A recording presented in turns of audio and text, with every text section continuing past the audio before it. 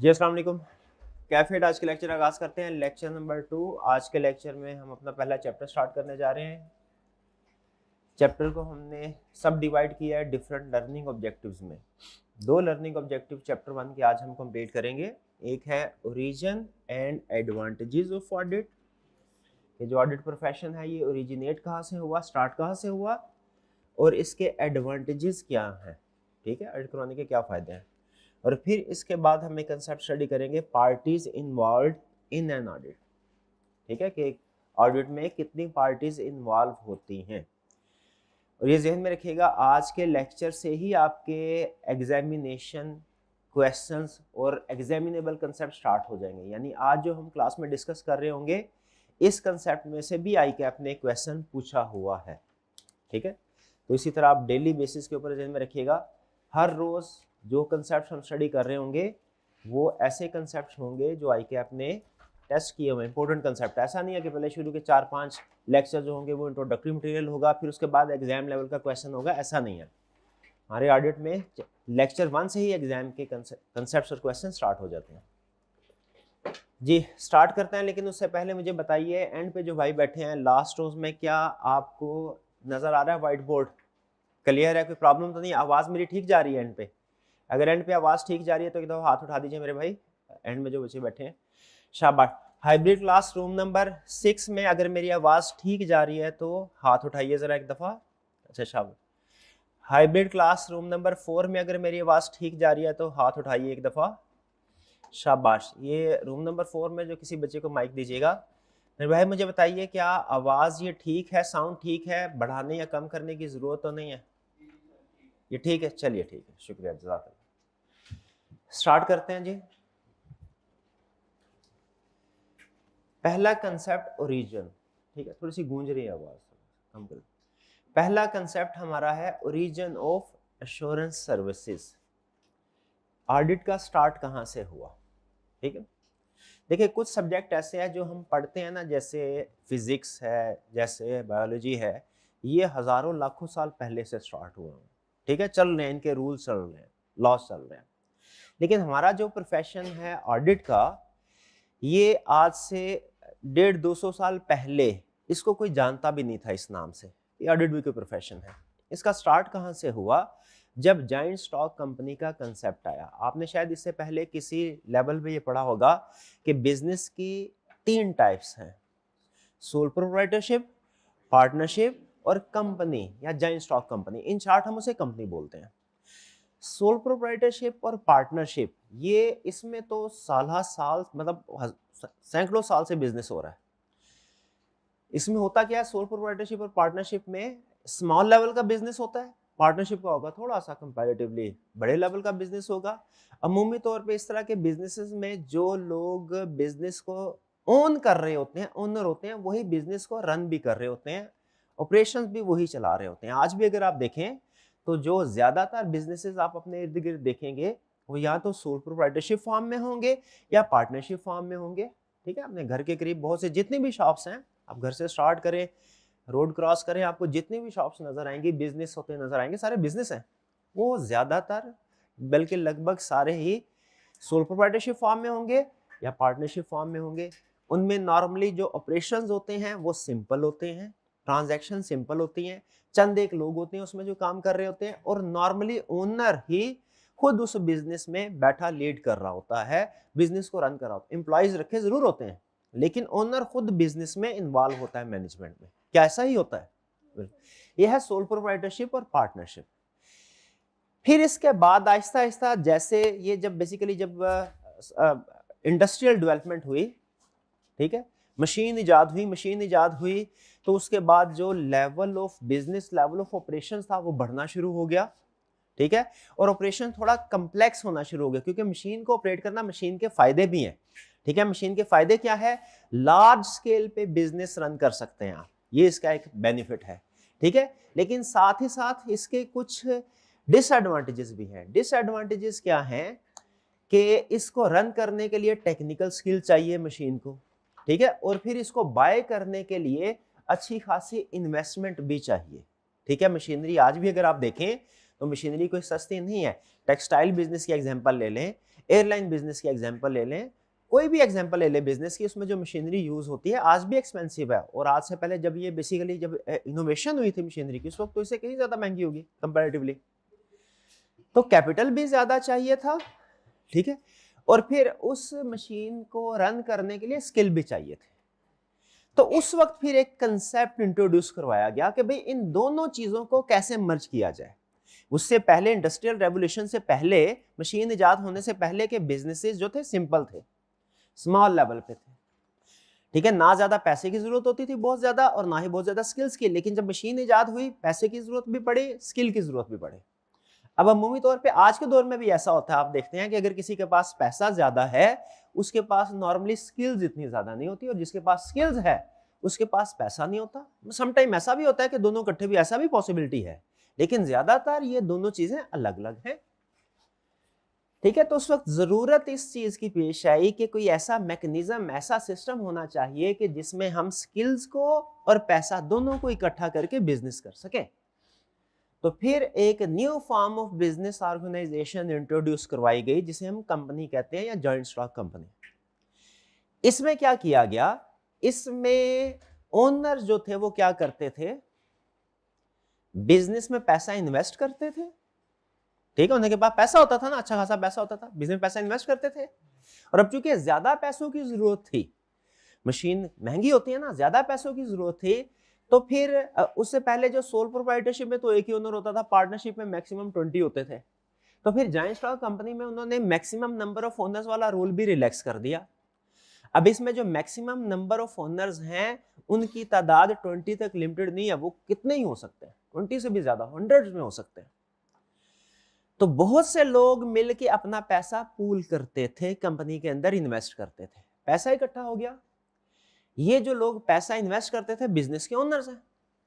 फिर ये क्या करते थे, ये कॉल करते थे, इंटरव्यू करते थे, टेस्ट लेते थे कुछ लोगों का जो कि टेक्निकल स्किल्स रखते थे, उनको बुलाते थे, सिलेक्शन करते थे इंटरव्यू के जरिए से, और फिर इनको अपॉइंट कर लिया जाता था। और उनको ये शेयर होल्डर, ये सॉरी ओनर्स ये कहते थे कि पैसा हमारा है लेकिन हमारे पास टेक्निकल स्किल्स नहीं है, मजबूरी है। टेक्निकल स्किल्स होती तो हम खुद ये बिजनेस चला रहे होते। हमें आप मैनेजर्स को अपॉइंट किया है, आपने हमारे बिहाफ पे इस बिजनेस को रन करना है, टेक्निकल डिसीजन सारे आपके होंगे, रॉ मटेरियल कहाँ से बाय करना है, कहाँ सेल करना है, प्राइस क्या होनी चाहिए, एडवर्टाइजमेंट कैसे करनी है, वगैरह वगैरह, सारे फैसले आपके होंगे। हमने साल के एंड पे आना है और ये देखना है कि पूरे साल में आपने क्या परफॉर्मेंस दिखाई। अगर आपकी परफॉर्मेंस अच्छी होगी आपको शाबाश भी देंगे, आपको बोनस भी देंगे, तरक्की भी होगी। आपकी परफॉर्मेंस अगर बुरी होगी तो फिर हम आपको थोड़ा सा खींचेंगे भी, क्लास भी करेंगे, और जरूरत पड़ी तो कुछ लोगों को चेंज भी कर देंगे। तो अब सारा बिजनेस है आपके हवाले। ओनर्स ने सारा बिजनेस मैनेजर्स के हवाले कर दिया और खुद चले गए घर। अब मैनेजर ने ये सारा बिजनेस को पूरे साल में ऑपरेट करना है। ओनर्स कब आएंगे अब बिजनेस का हिसाब किताब लेने के लिए? साल के बाद। यहां तक सारी स्टोरी क्लियर हुई आपको? चलिए, यहां तक कि हमारी स्टोरी में दो बड़े कैरेक्टर्स हैं, ठीक है, जो कि सोल प्रोप्राइटरशिप और पार्टनरशिप में अलग अलग नहीं होते थे, उसमें सेम होते थे। यानी जो ओनर होता था वो ही बिजनेस को मैनेज भी कर रहा होता था। लेकिन कंपनी फॉर्म ऑफ बिजनेस में दोनों रोल अलग हैं। ओनर्स अलग हैं जो कैपिटल इन्वेस्ट करते हैं, पैसा इन्वेस्ट करते हैं, और मैनेजर्स अलग लोग हैं जिनके पास टेक्निकल स्किल्स है। इनके पास है पैसा, इनके पास है टेक्निकल स्किल। और बिजनेस करने के लिए आपको पता है दोनों चीजें चाहिए, तो फिर इन दोनों को मिलाने के लिए कंपनी फॉर्म ऑफ बिजनेस आया। तो क्या आप एग्री करते हैं कि company form of business organisation में ओनर्स अलग लोग होते हैं और मैनेजर्स अलग हैं? दोनों पार्टीज में फर्क समझ आ गया आपको? चलिए शाबाश, ठीक है। ओनर्स, अच्छा, नॉर्मली जेनेरिक टर्म अगर हम बोले ना, जनरल टर्म में, तो हम बोलेंगे ओनर्स। लेकिन अगर कंपनी लॉ की टर्म बोले ना तो ओनर्स नहीं, उनको शेयर होल्डर्स कहते हैं। तो आइंदा मैं ओनर्स को शेयर होल्डर कह दूं तो चलेगा? ओके। जेनेरिक टर्म में जो लोग बिजनेस को चला रहे होते हैं उसे हम कहते हैं मैनेजमेंट या मैनेजर्स। लेकिन अगर कंपनी लॉ के टर्म में बात करें तो उनको कहा जाता है डायरेक्टर्स। तो अगर मैं मैनेजमेंट बोलूं या डायरेक्टर्स बोलूं तो आपको पता चल जाएगा मेरा इशारा किन की तरफ है। ओके हालांकि इन टर्म्स में थोड़ा थोड़ा फर्क है, इन टर्म्स में थोड़ा थोड़ा फर्क है, लेकिन फिलहाल हम उनको सेम रख के चलते हैं। आगे जहां जरूरत हुई मैं आपको फर्क बता भी दूंगा। तो अभी तक हमारे बिजनेस में दो पार्टीज आई हैं, एक है शेयर होल्डर्स और दूसरी है डायरेक्टर्स या मैनेजमेंट। शेयर होल्डर बिजनेस के ओनर हैं, डायरेक्टर या मैनेजमेंट बिजनेस को रन कर रहे हैं। चलिए जी कहानी को आगे लेके चलते हैं। साल कंप्लीट हुआ। अच्छा अब अगर मैं आपसे ये कहूं कि ये ओनर्स और डायरेक्टर्स इनका एक दूसरे के साथ जो रिलेशनशिप है उसको एक्सप्लेन करें।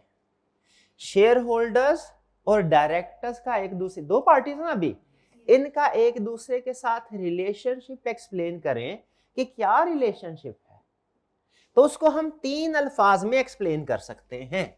शेयर होल्डर्स और डायरेक्टर्स का जो एक दूसरे के साथ रिलेशनशिप है उसको हम तीन कंसेप्ट्स के जरिए से एक्सप्लेन कर सकते हैं। पहला कंसेप्ट स्टीवर्डशिप, दूसरा कंसेप्ट एजेंट, तीसरा कंसेप्ट अकाउंटेबल। यानी डायरेक्टर्स स्टीवर्ड्स हैं शेयर होल्डर्स के, डायरेक्टर्स एजेंट हैं शेयर होल्डर्स के, डायरेक्टर्स अकाउंटेबल हैं शेयर होल्डर्स को। तो इसका मतलब क्या हुआ, इसको थोड़ा एक्सप्लेन करते हैं। स्टीवर्डशिप का मतलब, स्टीवर्ड का मतलब अमानतदार, अमानतदार, ठीक है। इन भाईजान ने फॉर एग्जांपल मैंने ने कहा आप मुझे कुछ अपने नोट्स दे दीजिए, मैं कॉपी करके ना आपको, आज की क्लास मैंने नहीं ली थी, कॉपी करके आपको वापस कर दूंगा। इनके नोट्स मेरे पास अमानत के तौर पे हैं। क्या मुझे इनके नोट्स की हिफाजत करनी चाहिए ऐसे ही जैसे मेरे अपने नोट्स हों? बिल्कुल करनी चाहिए। अमानत का असूल यही है, ठीक है। यह है स्टीवर्डशिप। तो डायरेक्टर्स भी स्टीवर्ड्स हैं शेयर होल्डर्स के। इसका मतलब क्या हुआ, डायरेक्टर्स के पास शेयर होल्डर्स की अमानत है। भाई कौन सी अमानत है डायरेक्टर के पास? वो उनका कैपिटल, ठीक है, वो एसेट्स, कैश, मशीनरी, ये सारे के ओनर कौन है वाला? Owner share holder. इस्तेमाल कौन कर रहा है?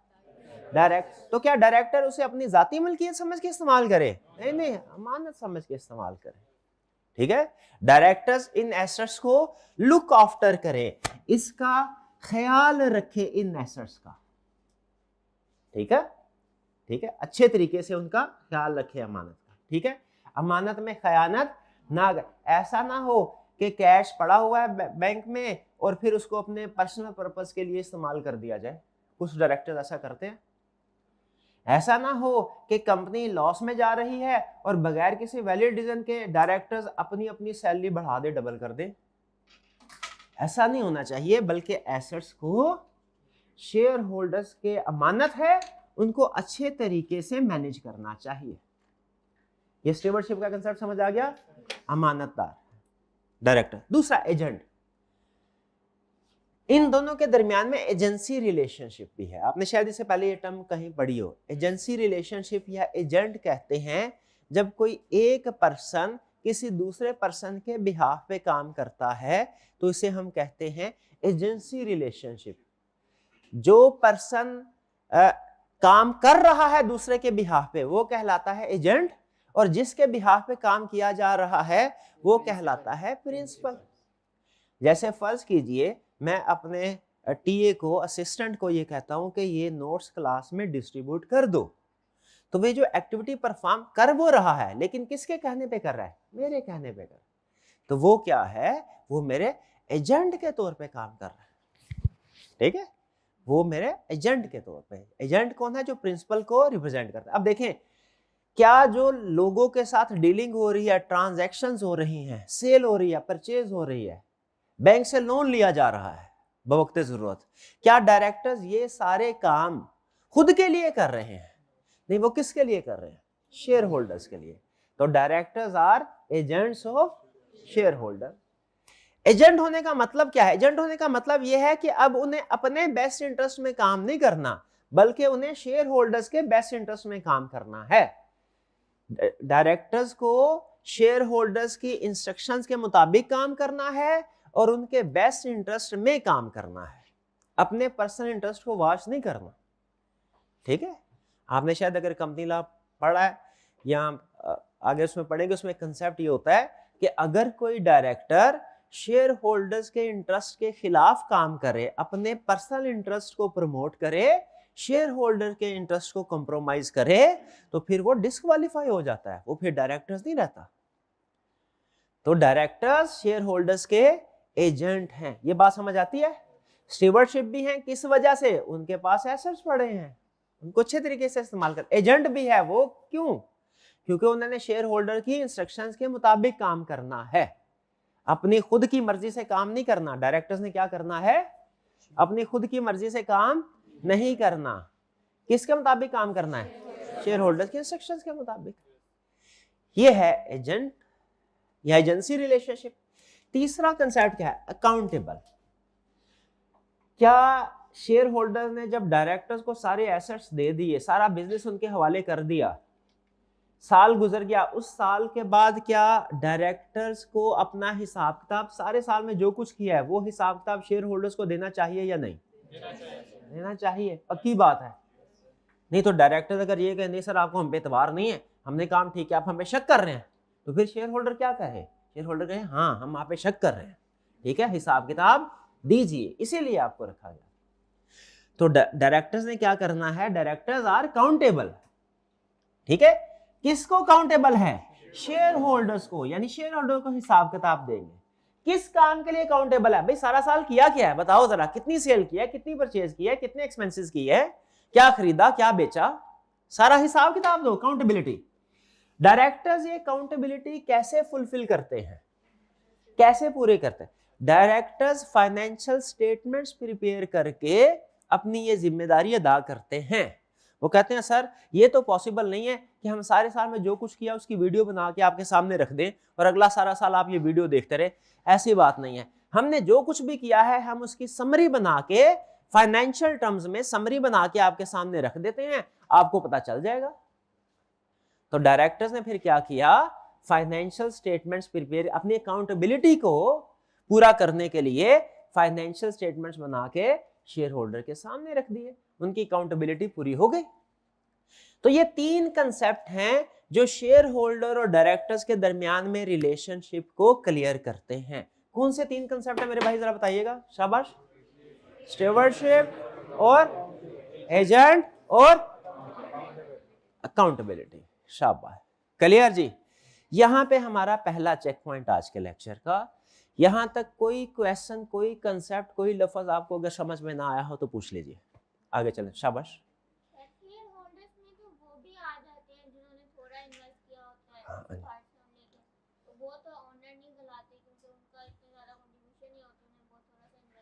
अच्छा, क्वेश्चन इनका ये है कि शेयर होल्डर्स में तो ऐसे लोग भी होते हैं जिन्होंने बहुत थोड़ी सी इन्वेस्टमेंट की, बिल्कुल ऐसा होता है, ठीक है।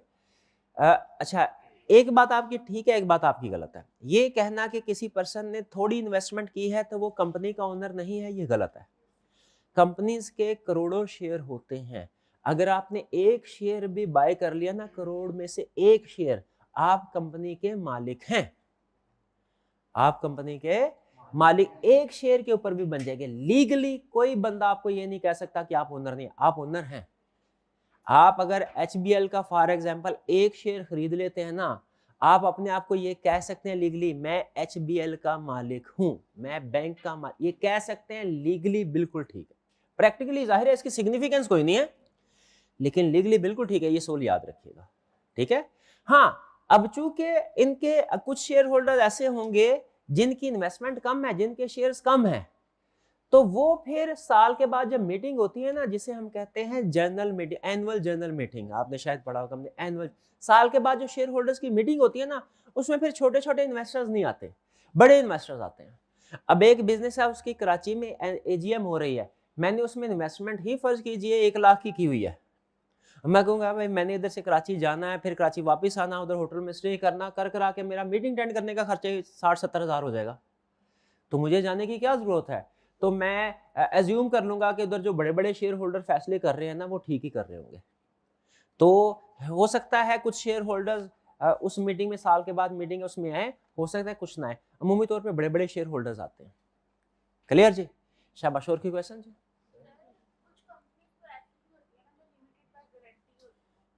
हाँ जी, कुछ कंपनीज ऐसे भी होती है जो लिमिटेड बाय गारंटीज होती हैं, कुछ ऐसी भी होती है जो नॉट फॉर प्रॉफिट होती हैं।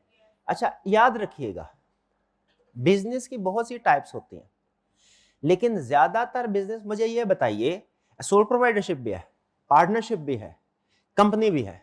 कंपनी में बहुत सी टाइप्स है, एसोसिएशन नॉट फॉर प्रॉफिट भी है, लिमिटेड बाय गारंटी भी है। आप में से ज्यादातर स्टूडेंट्स या आप अपने सीनियर्स को अगर आप देखें, वो जो जॉब कर रहे हैं कहीं ना किसी अगर चार्टर्ड अकाउंटेंट को अगर आप जानते हैं, क्या वो किसी सोल प्रोवाइडर के पास काम कर रहे हैं? नहीं। क्या किसी पार्टनरशिप में काम कर रहे हैं? नहीं। क्या किसी एनजीओ में काम कर रहे हैं? इक्का दुक्का होंगे शायद, बहुत कम जो कर रहे हैं। ज्यादातर लोग आप देखेंगे वो डिफरेंट कंपनीज में काम कर रहे हैं। ठीक है, क्योंकि आप लोगों का जो पोजीशन होती है, जो स्किल है आप लोगों के पास, और फिर जो आपकी रिम्यूनरेशन होती है, वो नॉर्मली सोल प्रोप्राइटरशिप, पार्टनरशिप या एनजीओ से मामूली तौर पे अफोर्ड नहीं कर पाते। तो इसीलिए आप लोगों को जो तैयार करवाया जा रहा है वो किसके लिए तैयार करवाया जा रहा है? कंपनीज के लिए। इसीलिए जो कुछ भी हम क्लास में एग्जांपल ज्यादातर देंगे वो company, form of business, organisation के लिए होगी।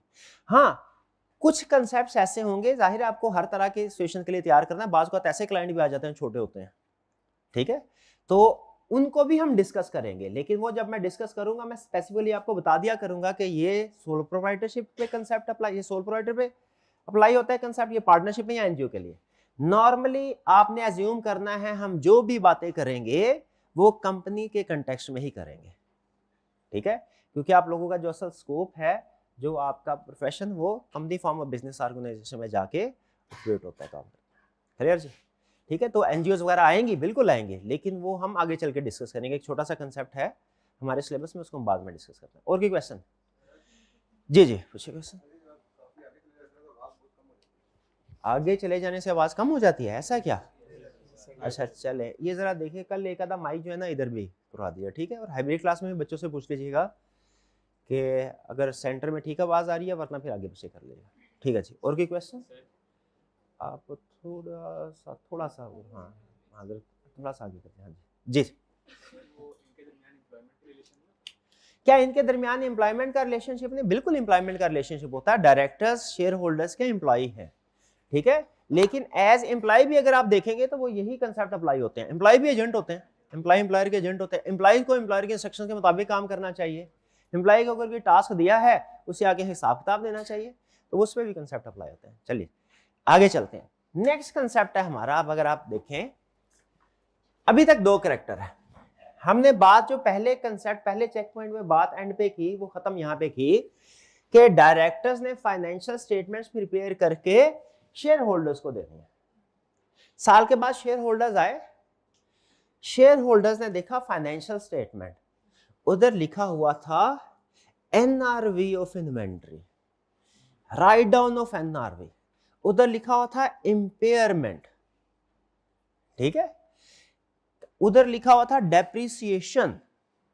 अब आप लोगों को तो आसानी के साथ ये सारी टर्म समझ आ रही होंगी, लेकिन याद रखें शेयर होल्डर्स टेक्निकल पर्सन नहीं थे। क्या उनको ये सारी चीजें समझ आ रही होंगी? देखते होंगे, उन्होंने कहा होगा ये प्रॉफिट इतना है, ये ऊपर नीचे इनकम है, ये खर्चे हैं, ये ठीक है, लेकिन मैं कुछ की समझ आ रही है, मैं कुछ की समझ नहीं आ रही, तो चले ठीक ही लिखा होगा, ठीक ही लिखा होगा। उन्होंने कहा ठीक है जी प्रॉफिट है, और उन्होंने बोनस, शाबाश भी दी मैनेजर्स को और बोनस भी दिया। हालांकि असल में हुआ क्या था, इन डायरेक्टर्स ने साल के 11 महीने बिल्कुल ठीक काम किया, लेकिन बिजनेस का चूंकि आगाज था, स्टार्ट था, खर्चे एक्सपेंसेस वगैरह ज्यादा होते हैं, मार्केट में इतने कस्टमर्स नहीं मिल पाते, तो बिजनेस को नुकसान हुआ। डायरेक्टर्स डर गए, उन्होंने कहा अगर हमने शेयर होल्डर को बोला नुकसान हुआ है तो ये हमें कहीं जॉब से निकाल ना दे। तो हम क्या करते हैं, हम फाइनेंशियल स्टेटमेंट्स का बेस्ट व्यू प्रेजेंट करते हैं। क्या करते हैं? फाइनेंशियल स्टेटमेंट्स का बेस्ट व्यू प्रेजेंट करते हैं। शेयर होल्डर्स चाहते थे उन्हें फाइनेंशियल स्टेटमेंट्स का ट्रू एंड फेयर व्यू मिले। शेयर होल्डर क्या चाहते थे? फाइनेंशियल स्टेटमेंट्स का ट्रू एंड फेयर व्यू मिले। डायरेक्टर्स ने क्या किया, मैनेजमेंट ने क्या किया, फाइनेंशियल स्टेटमेंट का बेस्ट व्यू प्रेजेंट किया। अब ट्रू एंड फेयर व्यू क्या होता है? ट्रू एंड फेयर व्यू का मतलब है कि जो जैसा है वैसा पता चले। अगर बिजनेस को नुकसान है पता चले नुकसान है, अगर बिजनेस को प्रॉफिट है पता चले प्रॉफिट है। ये है ट्रू एंड फेयर व्यू, जो जैसा है सच सच, हक सच वैसा ही सामने है। फाइनेंशियल में लिखा हो बिजनेस को नुकसान, ऐसा तो ना हो असल में बिजनेस को नुकसान है, फाइनेंशियल स्टेटमेंट में प्रॉफिट शो करवा दिया। ये फिर ट्रू एंड फेयर व्यू नहीं होता, ये होता है best view. True and fair view का मतलब क्या, जो जैसा है वैसा शो हो। बेस्ट व्यू का मतलब क्या है, अगर लॉस है तो शो करो प्रॉफिट है, प्रॉफिट है तो शो करो ज्यादा से ज्यादा है, ये है बेस्ट व्यू। अब यहां पे आया कंफ्लिक्ट, दोनों पार्टीज का आपस में कंफ्लिक्ट आ गया। कंफ्लिक्ट कैसे आया, शेयर होल्डर्स चाहते हैं true and fair view, directors present करना चाहते हैं बेस्ट व्यू। क्या, फिर से, शेयर होल्डर्स क्या चाहते हैं, true and fair view, directors क्या चाहते हैं, बेस्ट व्यू प्रेजेंट हो। और चूंकि फाइनेंशियल स्टेटमेंट डायरेक्टर ने प्रिपेयर करनी है, वो बेस्ट व्यू प्रेजेंट करते रहे। शेयर होल्डर टेक्निकल पर्सन नहीं थे, 1 साल 2 साल 3 साल, उन्होंने कहा यार ये मसला समझ है तो प्रॉफिट, लेकिन कैश नहीं है, प्रॉफिट हो रहा है कैश नहीं है। जब हमारे डिविडेंड की बारी आती है तो डायरेक्टर्स कहते हैं कैश कोई नहीं है, अपनी सैलरी की बारी आती है तो उसके लिए कोई ना कोई एसेट बेच देते हैं। तो ये कुछ कुछ गड़बड़ हो रही है, पता चल रहा है, अंदाजा आ रहा है गड़बड़, लेकिन क्या गड़बड़ हो रही है ये नहीं पता चल रहा उनको। क्यों नहीं पता चल रहा, क्योंकि वो टेक्निकल पर्सन नहीं है, उन्हें ये एडजस्टमेंट्स क्या होती हैं, ये cash item non cash item accrual basis क्या है, इसके बारे में नहीं अंदाजा। अब ये है परेशान। आप अगर किसी शेयर होल्डर के दोस्त हों तो आप उसको क्या मशवरा दें, उसे क्या करना चाहिए। एक मेजर शेयर होल्डर है, आपका दोस्त है, वो परेशान है, कहता है ये हमारे बिजनेस में ये गड़बड़ चल रही है, क्या करें। आप उसे क्या, हाँ शाबाश, आप उसे कि भाई ये फाइनेंशियल स्टेटमेंट किसी एक्सपर्ट बंदे से चेक करवा लो, लेकिन याद रखना एक असूल, वो एक्सपर्ट बंदा कहीं मैनेजमेंट का रिश्तेदार ना हो, इंडिपेंडेंट हो। वो कौन हो, इंडिपेंडेंट। तो शेयर होल्डर को एडवाइस मिली कि एक इंडिपेंडेंट पर्सन के पास जाओ और फाइनेंशियल स्टेटमेंट्स को चेक करवा लो। शेयर होल्डर्स ने कहा बिल्कुल ठीक। यहां से एंट्री होती है एक तीसरे कैरेक्टर की, जो कि बेसिकली आप हैं, आप हैं। ये है तीसरा कैरेक्टर, ऑडिटर। ठीक है, शेयर होल्डर ने क्या किया, ऑडिटर को अपॉइंट किया। शेयर होल्डर ने कहा ऑडिटर बात सुनो, तुम एक्सपर्ट हो, ने कहा बिल्कुल सीए किया, चार्टर्ड अकाउंटेंट हूं, फाइनेंशियल स्टेटमेंट्स तो सारी उम्र यही काम किया है। शेयर होल्डर ने कहा बस हम तुम्हें ढूंढ रहे थे, तुम ऐसा करो, अब फाइनेंशियल स्टेटमेंट्स पहले हमें डायरेक्टर्स जो थे वो हमें डायरेक्ट फाइनेंशियल स्टेटमेंट्स भेजते थे, ठीक है, लेकिन यहाँ पे कंफ्लिक्ट होता था। कंफ्लिक्ट क्या होता था, हम चाहते थे ट्रू एंड फेयर व्यू, जबकि वो हमें प्रेजेंट करते थे बेस्ट व्यू। ये कंफ्लिक्ट है, इस कंफ्लिक्ट को रिजॉल्व करने के लिए तुम आओ। और अब क्या होगा, पहले जो फाइनेंशियल स्टेटमेंट्स डायरेक्टली मिलती थी हमें, अब पहले डायरेक्टर और मैनेजमेंट फाइनेंशियल स्टेटमेंट्स को प्रिपेयर करेंगे और डायरेक्ट शेयर होल्डर्स को नहीं भेजेंगे। पहले ये फाइनेंशियल स्टेटमेंट्स ऑडिटर के पास जाएंगी। मैनेजमेंट को चाहिए कि फाइनेंशियल स्टेटमेंट्स बना के अब ऑडिटर्स को दे। ऑडिटर इन फाइनेंशियल स्टेटमेंट्स की चेकिंग करेगा और इस चेकिंग करने में कुछ सवालों जवाब भी मैनेजमेंट से करेगा। जरा गैस कीजिए, क्या मैनेजमेंट को ऑडिटर के पूछे हुए सवालों के जवाब देने चाहिए या नहीं देने चाहिए? बिल्कुल देने चाहिए, इनकी जिम्मेदारी है कि फाइनेंशियल स्टेटमेंट्स प्रिपेयर करें और जो फिर ऑडिटर इसकी चेकिंग के दौरान में सवाल जवाब पूछे उसका जवाब भी दें। ऑडिटर फिर इस फाइनेंशियल स्टेटमेंट्स की चेकिंग करता था और फिर चेकिंग करने के बाद एक ऑडिट रिपोर्ट इशू करता है। रिपोर्ट इशू किए ना, ठीक है, ये रिपोर्ट ऑडिटर से शेयर होल्डर्स को जाती है। लेकिन प्रैक्टिकली चूंकि फाइनेंशियल स्टेटमेंट्स भी शेयर होल्डर को जानी है, मैनेजमेंट ने फाइनेंशियल स्टेटमेंट भी शेयर होल्डर को जाने हैं, भेजनी है, ऑडिटर ने ऑडिट रिपोर्ट शेयर होल्डर को, तो ये और ये इकट्ठी होनी चाहिए। आप खुद देखें ना कि फाइनेंशियल स्टेटमेंट के साथ ही ऑडिट रिपोर्ट होनी चाहिए, ये नहीं फाइनेंशियल स्टेटमेंट पहले ऑडिट रिपोर्ट 2 दिन बाद, ऑडिट रिपोर्ट पहले फाइनेंशियल 2 दिन, ऐसे नहीं होना चाहिए। तो इसीलिए प्रैक्टिकल पर्पस के लिए ऑडिटर डायरेक्टर्स को क्या कहता है, ये लो मेरी रिपोर्ट, भिजवानी तो मैंने डायरेक्ट शेयर होल्डर को थी, लेकिन हम चाहते हैं दोनों इकट्ठी मिले, तो तुम ये अपनी फाइनेंशियल स्टेटमेंट के साथ हमारी रिपोर्ट लगा के शेयर होल्डर्स को भेज दो। Practically audit report share financial statement के साथ अटैच होके शेयर होल्डर्स को मिलती है, लेकिन फिलहाल आप ये अज्यूम करें कि ऑडिटर डायरेक्ट शेयर होल्डर्स को रिपोर्ट दे रहा है। ये कंसेप्ट भी ठीक है, ये कंसेप्ट भी ठीक है, लेकिन प्रैक्टिकली इकट्ठे भिजवा दी जाती है। हाँ, ऑडिटर नजर रखता है कि जो मैंने रिपोर्ट दी है ना वही आगे जाए, उसमें कोई हेरा फेरी ना कर दे, वो ऑडिटर ख्याल रखता है उसका। यहां तक क्लियर? अब ऑडिट रिपोर्ट जब ऑडिटर ये वेरिफिकेशन करता है फाइनेंशियल स्टेटमेंट्स की, यहां होते से फाइनेंशियल स्टेटमेंट में कोई गड़बड़ नजर आएगी या नहीं नजर आएगी? कोई गड़बड़ नहीं होगी, ऐसा ही है। अगर ऑडिटर फाइनेंशियल स्टेटमेंट की वेरिफिकेशन करे और उसे उसमें कोई प्रॉब्लम नजर ना आए, तो ऑडिटर अपनी ऑडिट रिपोर्ट में जो ओपिनियन देता है, ओपिनियन का मतलब जो फैसला देता है, उस फैसले को कहते हैं अनमोडिफाइड। अनमोडिफाइड, ठीक है। और अगर फाइनेंशियल स्टेटमेंट में कोई गड़बड़ हो तो जो ऑडिटर अपनी ऑडिट रिपोर्ट में फैसला देगा, ओपिनियन देगा, कंक्लूजन देगा, उसे कहते हैं मॉडिफाइड। ये बिल्कुल ऐसा ही है जैसे किसी स्टूडेंट ने पेपर दिया तो या तो उसका वो पास होगा या फेल होगा। अगर वो पास हो गया तो जो रिजल्ट कार्ड आई कैप भेजेगा उसमें कौन से वाला ओपिनियन होगा? अनमोडिफाइड। ये गुड न्यूज होती है, ये गुड न्यूज शेयर होता है। और अगर स्टूडेंट खुदा नाश्ता फेल हो गया तो आई कैप जो रिजल्ट कार्ड भेजेगा उसके अंदर ओपिनियन या कंक्लूजन कौन सा होगा? मॉडिफाइड। ये बैड न्यूज होती है। प्रैक्टिकली जिस कंपनी की फाइनेंशियल स्टेटमेंट्स में मॉडिफाइड ओपिनियन ऑडिटर दे दे उसकी शेयर प्राइस गिर जाती है। वो फिर इशू के लिहाज से होता है, इशू बड़ा है तो ज्यादा प्राइस गिरेगी, इशू छोटा है तो कम प्राइस गिरेगी। बहरहाल ये बात आपको समझ आ गई? अनमोडिफाइड ओपिनियन और मॉडिफाइड ओपिनियन समझ आ गया? अनमोडिफाइड ओपिनियन क्या है? Financial statements give true and fair view. और मॉडिफाइड ओपिनियन क्या है? भाई कुछ ना कुछ गड़बड़ है, ट्रू एंड फेयर व्यू नहीं है भैया, कुछ ना कुछ गड़बड़ है। भाई यहां तक क्लियर है? अब जब शेयर होल्डर को ये रिपोर्ट मिली तो शेयर होल्डर तो बड़ा खुश हुए। उन्होंने कहा ये तो टेक्निकल चीजें जो मैनेजमेंट अंदर दबा देती थी, हमें समझ ही नहीं आती थी। ए ऑडिटर, आपने तो उसको डिटेल में चेक कर लिया है, डिटेल में चेक कर लिया है, बहुत अच्छा। अब मैनेजमेंट हमारे साथ फ्रॉड नहीं कर सकती।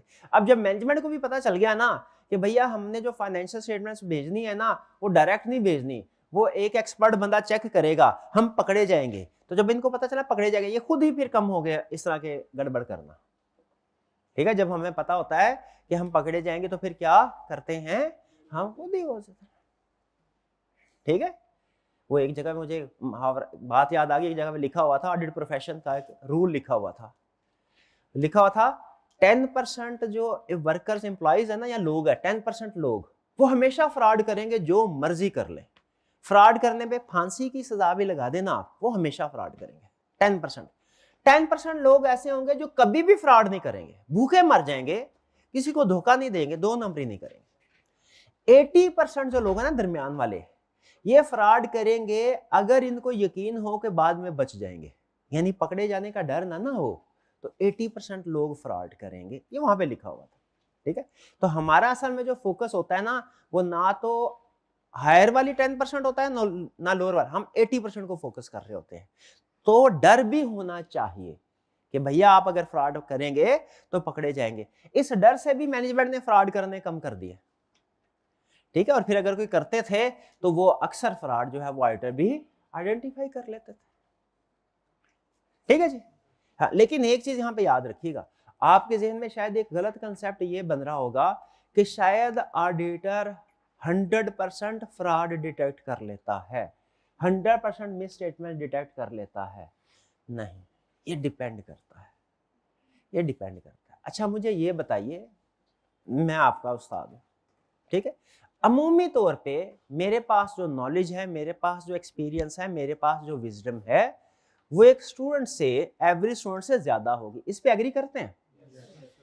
लेकिन क्या ऐसा पॉसिबल है कि कोई स्टूडेंट ऐसा हो जो इस एज में, इस उम्र में भी विजडम में, वो अपने स्ट्रेटजी में, अपनी इंटेलिजेंस में वो मेरे से आगे हो? क्या ऐसा पॉसिबल है कि नहीं? बिल्कुल पॉसिबल है, हो सकता है, बल्कि कभी कभार तो ऐसे स्टूडेंट से मुलाकात भी हो जाती है। बिल्कुल पॉसिबल है। उसी तरह याद रखिए, अब ये डिपेंड करता है, मैं आपको सिखाऊंगा या आप मुझे सिखाएंगे, ये डिपेंड करता है। कोई 100% रूल नहीं है कि मैं ही हमेशा आपको सिखाऊंगा। हो सकता है कोई स्टूडेंट ऐसा उसके पास ऐसी स्किल हो जो मेरे पास नहीं, वो मुझे सिखाए। तो सम टाइम ऐसा है, जनरल रूल यही है, ऑडिटर मैनेजमेंट से ज्यादा शातिर होता है क्योंकि उसने चीजें सीखी होती हैं, उसके पास एक्सपीरियंस होता है जगह जगह का। लेकिन स्टिल ये कोई हार्ड एंड फास्ट रूल नहीं है। क्या ऐसा मुमकिन है कि मैनेजमेंट का कोई एम्प्लॉय हो, पर्सन हो, वो ऑडिटर से भी ज्यादा चालाक हो सकता है कि नहीं हो सकता? बिल्कुल हो सकता है। ऐसी सिचुएशन में फिर हो सकता है कि कुछ फ्रॉड ऐसे, हमेशा रिस्क रहता है कि एज ऑडिटर अगर हमसे भी ज्यादा चालाक बंदा मैनेजमेंट में मौजूद है तो हो सकता है मे बी हम उस फ्रॉड को डिटेक्ट ना कर पाए जो सोफिस्टिकेटेड टेक्निक से किया गया हो, ठीक है, जो स्किलफुलनेस से किया गया हो। एक था फ्रॉड पे रिसर्च हुई, उन्होंने बताया फ्रॉड के बारे में, उन्होंने कहा जिस फ्रॉड में, कौन से फ्रॉड डिटेक्ट करना हमारे लिए एज ऑडिटर ज्यादा मुश्किल होते हैं, उन्होंने बोला जिस फ्रॉड में जितनी ज्यादा हायर मैनेजमेंट इन्वॉल्व होगी उसे डिटेक्ट करना उतना ही मुश्किल होगा। दूसरा सूल बताया, जिस फ्रॉड में जितने ज्यादा लोग इन्वॉल्व होते जाएंगे ना वो डिटेक्ट करना मुश्किल होगा। एक बंदे ने फ्रॉड किया, डिटेक्ट करना आसान है, 3-4 लोगों ने मिलकर फ्रॉड किया, डिटेक्ट करना मुश्किल है। एक ही बात दूसरे से पूछेंगे, दूसरे की तीसरे से पूछेंगे, वो एक दूसरे को हाँ ही करेंगे। तो इसीलिए याद रखिए, नो डाउट हम बहुत ज्यादा एज ऑडिटर हम फाइनेंशियल स्टेटमेंट में बहुत ज्यादा मिस स्टेटमेंट्स को डिटेक्ट कर लेते हैं, लेकिन स्टिल हम ये स्टेटमेंट कभी भी नहीं दे सकते कि भैया हमने फाइनेंशियल स्टेटमेंट में 100% मिस स्टेटमेंट डिटेक्ट कर ली है, क्योंकि हमेशा चांस है कि हमसे भी 2 कदम आगे का कोई बंदा हो, वो दूसरी साइड पे मौजूद हो, ठीक है। तो इसलिए हमने 100% कभी भी श्योरिटी या गारंटी अपने काम की नहीं, लेकिन स्टिल भाई 100% ना भी हो, कोई 95% भी श्योरिटी मिल जाए, ये भी बड़ी बात है। तो शेयर होल्डर ने कहा सर बेफिक्र हो जाए, हम पहचान गए, कोई बात नहीं, का दुका छोटी मोटी गलती हो ही जाती है, ठीक है, हमसे भी हो जाती है, लेकिन 95% तक आपने तसल्ली करा दी हमारी, ये भी बहुत है। तो यहां से फिर ऑडिटर को एप्रिसिएशन मिलना शुरू हुई, ठीक है, और शेयर होल्डर्स ने ऑडिटर को एप्रिशिएट किया, उन्होंने कहा मैनेजमेंट पहले तो हमें जो फाइनेंशियल स्टेटमेंट देती थी हमें वही एक्सेप्ट करनी पड़े, अब आप उसको सारा चेक करके जो गड़बड़ होती है वो हमें रिपोर्ट के जरिए से बता देते हैं, वेल डन। यहां से फिर ऑडिट प्रोफेशन स्टार्ट हुआ, प्रमोट होना शुरू हुआ। शेयर होल्डर्स ने खुद भी ऑडिटर को पॉइंट किया, अपने दोस्तों को भी कहा भाई मैनेजमेंट के ऊपर ना रहना, फाइनेंशियल स्टेटमेंट्स को ऑडिटर से चेक करवाओ। इस तरह ये प्रोफेशन ग्रो होना शुरू हुआ। यहां तक क्लियर है? चलिए यहां तक जो चीजें हैं अब उनको हम सम अप करते हैं। क्या आपको ये पता है कि मैनेजमेंट की रिस्पॉन्सिबिलिटी है फाइनेंशियल स्टेटमेंट्स प्रिपेयर करना, ठीक है, लेकिन इसमें प्रॉब्लम ये है मैनेजमेंट चाहती है बेस्ट व्यू प्रेजेंट करना, जबकि शेयर होल्डर क्या चाहते हैं, ट्रू एंड फेयर व्यू। तो इस वजह से कंफ्लिक्ट ऑफ इंटरेस्ट आया। मैनेजमेंट फाइनेंशियल स्टेटमेंट का बेस्ट व्यू किस वजह से प्रेजेंट करना चाहती है, क्योंकि इंसेंटिव है, उन्हें बोनस प्रमोशन मिलने हैं, ठीक है, और प्रेशर भी है। क्या प्रेशर है कि रिमूव कर दिया जाएगा अगर सही काम नहीं किया, क्रिटिसाइज किया जाएगा, क्लास होगी। यानी एक समझ लीजिए कि पुल फैक्टर भी है, पुश फैक्टर भी है, लालच भी है, डर भी है कि बोनस मिलेगा। डर क्या है, जो जॉब से निकाल देंगे। तो इस वजह से मैनेजमेंट ने हेरफेर करना शुरू की, गैप आ गया। अब जब गैप आ गया तो फिर इसका हल क्या हुआ कि इंडिपेंडेंट पर्सन कोई आए और फाइनेंशियल स्टेटमेंट्स को वेरीफाई करे। वो इंडिपेंडेंट पर्सन कौन है? वो इंडिपेंडेंट पर्सन ऑडिटर है, जो अपनी रिपोर्ट के जरिए से शेयर होल्डर्स को बताता है कि फाइनेंशियल स्टेटमेंट ठीक है या इनमें गड़बड़ है। लेकिन ऑडिटर के रोल के हवाले से 2-3 चीजें ध्यान में रखिएगा। पहला असूल, auditor true and fair view को चेक करेगा। यानी ऑडिटर का मकसद क्या है कि ऑडिटर का मकसद बेस्ट व्यू नहीं है, उसका मकसद क्या है, financial statements true and fair view present करती हूं, ऑडिटर ने ये चेक करना है। फिर दूसरी बात, ऑडिटर को इंडिपेंडेंट होना चाहिए, यानी इसे किसी किस्म के मैनेजमेंट के इन्फ्लुएंस से आजाद होना चाहिए, ठीक है। बल्कि इंडिपेंडेंस का कंसेप्ट ना अब काफी हद तक वाइड हो चुका है। अब रूल ये है कि ऑडिटर को ना सिर्फ मैनेजमेंट से इंडिपेंडेंट होना चाहिए, बल्कि अच्छे ऑडिटर को शेयर होल्डर से भी इंडिपेंडेंट होना चाहिए।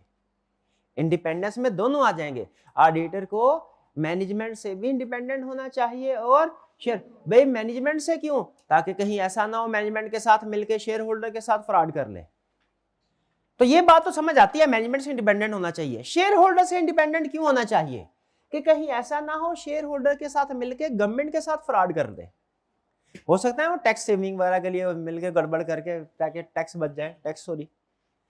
तो इसीलिए अच्छा ऑडिटर आज की दुनिया में कौन समझा जाता है? जो सिर्फ मैनेजमेंट से इंडिपेंडेंट हो वो, या जो मैनेजमेंट और इंडिपेंडेंट दोनों, मैनेजमेंट और शेयर होल्डर दोनों से इंडिपेंडेंट हो, दोनों से इंडिपेंडेंट।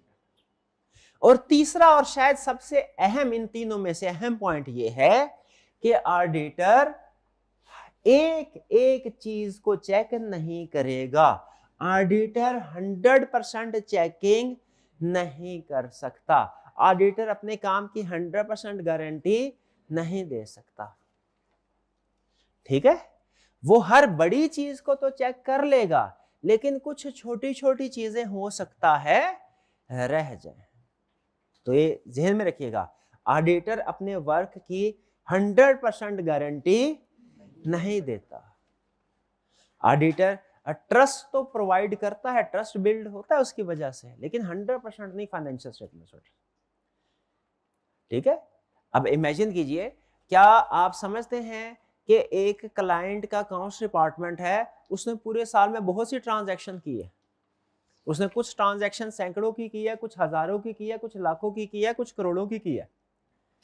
ऑडिटर करोड़ों की ट्रांजैक्शन जरूर चेक करेगा, लाखों की ट्रांजैक्शन भी चेक करेगा, हजारों की ट्रांजैक्शन भी किसी हद तक चेक करेगा। क्या ये सैकड़ों वाली ट्रांजैक्शन भी उसे चेक करनी चाहिए? नहीं करनी चाहिए। एक तो इसके ऊपर प्रैक्टिकल लिमिटेशन है, एक तो इसके ऊपर बहुत ज्यादा वक्त लग जाएगा। वो ऑडिट जो हम 3 महीनों में करते हैं ना, अगर हम एक एक ट्रांजैक्शन को चेक करें वो 3 साल में निपटेगा। और दूसरा ये कि ये ट्रांजैक्शन इतनी छोटी छोटी होती है कि अहम भी नहीं होती, छोटी छोटी ट्रांजैक्शन होती हैं अहम है। शेयर होल्डर्स कहते हैं भाईजान हमें करोड़ों की कंपनी है और ये चंद 100 200-400 को आप चेक ना करें, टाइम जाया कर रहे हैं आप, अपना भी हमारा भी। ठीक है, मुझे याद आता है यहाँ पे अक्सर एक कंसेप्ट, वो मूवी देख रहा है, उसमें एक विलन एक डायलॉग बोलता है। क्या डायलॉग बोलता है? कहता है हीरो का कारोबार करने वाले लकड़ी के डब्बों की परवाह नहीं करते। मुझे बताइए, क्या आप इस बात से, इस कंसेप्ट से, इस अप्रोच से एग्री करते हैं कि हीरो का कारोबार करने वाले लकड़ी के डब्बों की परवाह करनी चाहिए कि नहीं करनी चाहिए? करनी नहीं चाहिए, नहीं करनी चाहिए। छोटी छोटी चीजें हैं। तो बताइए, हम भी हीरो का कारोबार कर रहे हैं, क्या हमें ये छोटी छोटी ट्रांजैक्शन जो सैकड़ों, इनकी परवाह करनी चाहिए? नहीं करनी। इवन शेयर होल्डर कहते हैं सर हम भी नहीं करते। भाई 10 लाख का प्रॉफिट है, उसमें 200-400 ऊपर नीचे हो भी गया, कोई फर्क नहीं पड़ता। कि फर्क पड़ता है फैसलों से? नहीं फर्क पड़ता 200-400 ऊपर नीचे होने से। तो इस कंसेप्ट को हम कहते हैं मटेरियलिटी का कंसेप्ट। यानी मटेरियल का मतलब होता है अहम चीजें, इमटेरियल का मतलब होता है जो गैर अहम चीज, अनइम्पोर्टेंट। तो ऑडिटर याद रखे, हर मटेरियल चीज को चेक करेगा। मटेरियल को समझे मेजर चीज, हर मेजर चीज को चेक करेगा ऑडिटर, हर मेजर चीज को। लेकिन जो इमटेरियल होंगी उनमें गड़बड़ हो सकती है। जैसे अगर ये कंसेप्ट मटेरियलिटी का आपको क्लियर हुआ तो मैं इसका एक फार्मूला बता देता हूं। हमारे सीनियर ने हमें एक फार्मूला दिया हुआ है। अब हमने पूछा सर ये कंसेप्ट तो हमें समझ आ गया कि एज ऑडिटर हमने मटेरियल आइटम्स के ऊपर फोकस करना है, इमटेरियल आइटम्स के ऊपर फोकस नहीं करना। ये बात समझ आ गई, लेकिन हमें पता कैसे चलेगा कौन सी आइटम मटेरियल है, कौन सी इमटेरियल है? उन्होंने कहा एक मोटा मोटा सूल आपको बता दिया जाता है, अभी तफसीली डिस्कशन बाद में कभी होगी। मोटा सूल सुन लें, जितना प्रॉफिट है उसका 5% मटेरियलिटी लेवल है। जितना प्रॉफिट है उसका 5% मटेरियलिटी लेवल है। क्योंकि जिस बंदे के पास 100 रुपए होंगे ना, उसको 1-2 रुपए ऊपर नीचे होने से फर्क नहीं पड़ेगा, लेकिन 15-20 रुपए ऊपर नीचे हो गए इससे फर्क पड़ेगा। ठीक है, तो ये 5%। और अगर आप देखें ना, आप इस रूल को अपनी जनरल लाइफ में भी आप अप्लाई कर सकते हैं। आपने कहा एग्जाम फीस कितनी है, पता चला 1000 है, पे करने के लिए पता चला 50 रुपए और ऐड करने हैं, तो इससे फर्क नहीं पड़ेगा। लेकिन अगर पता चला उधर जाके 1000 नहीं 1500 है फीस, इससे शायद फर्क पड़े। तो इसलिए 5% ऑफ प्रॉफिट, इससे ज्यादा की अमाउंट, इसके बराबर या इससे ज्यादा की अमाउंट होगी तो उसे क्या कहते हैं? मटेरियल। और इससे कम की अमाउंट होगी इमटेरियल। मुझे बताइए, क्या ऑडिटर फाइनेंशियल स्टेटमेंट की वेरिफिकेशन करता है? क्या एक एक ट्रांजैक्शन को चेक करता है? उसका फोकस किसके ऊपर है? मटेरियल के ऊपर, और इमटेरियल के ऊपर फोकस नहीं है। अब explain with the help of example सुने। फर्ज कीजिए 1 मिलियन का प्रॉफिट है, इसको एसेट की वजह कर ले प्रॉफिट। 1 मिलियन का क्या है? प्रॉफिट है। जरा कैलकुलेट कीजिए इसका मटेरियलिटी लेवल क्या होगा, कैलकुलेट करें सर। ये छोटी सी एक्सरसाइज जिससे मैं आपको ये बताना चाहता हूं कि आपने ऑडिट का पेपर देने जाएंगे कैलकुलेटर भी साथ लेके जाना है। क्यों कैलकुलेटर साथ लेके जाना है? मटेरियलिटी कैलकुलेट करना पड़ सकती है, और भी कैलकुलेशन है। 1 million 10 lakh materiality level calculate करें, शाबाश। हाइब्रिड क्लास में रूम नंबर 4 में बताइए student, hybrid class room number 4 में बताइए मटेरियलिटी लेवल क्या है आपका, क्या आया? 50,000। ये हुई ना आवाज, शाबाश, जानदार जवाब। 50,000 ऐसा ही है। अच्छा मुझे बताइए इस केस में क्या जो ₹100 का एरर है, ₹100 की मिस स्टेटमेंट है, इस केस में क्या वो मटेरियल है कि इमटेरियल? इमटेरियल। अगर राइटर ऐसी मिस स्टेटमेंट को डिटेक्ट ना कर सका तो कोई प्रॉब्लम है? नहीं प्रॉब्लम, ये इमटेरियल है। और अगर कोई 200,000 की मिस स्टेटमेंट हुई तो क्या? मटेरियल। क्लियर? ये हमें चेक करें, इसको छोड़ सकते हैं। अगर आपके पास टाइम कम है आप दो में से किसी एक को चेक कर सकते हैं। किसको चेक करेंगे? 200।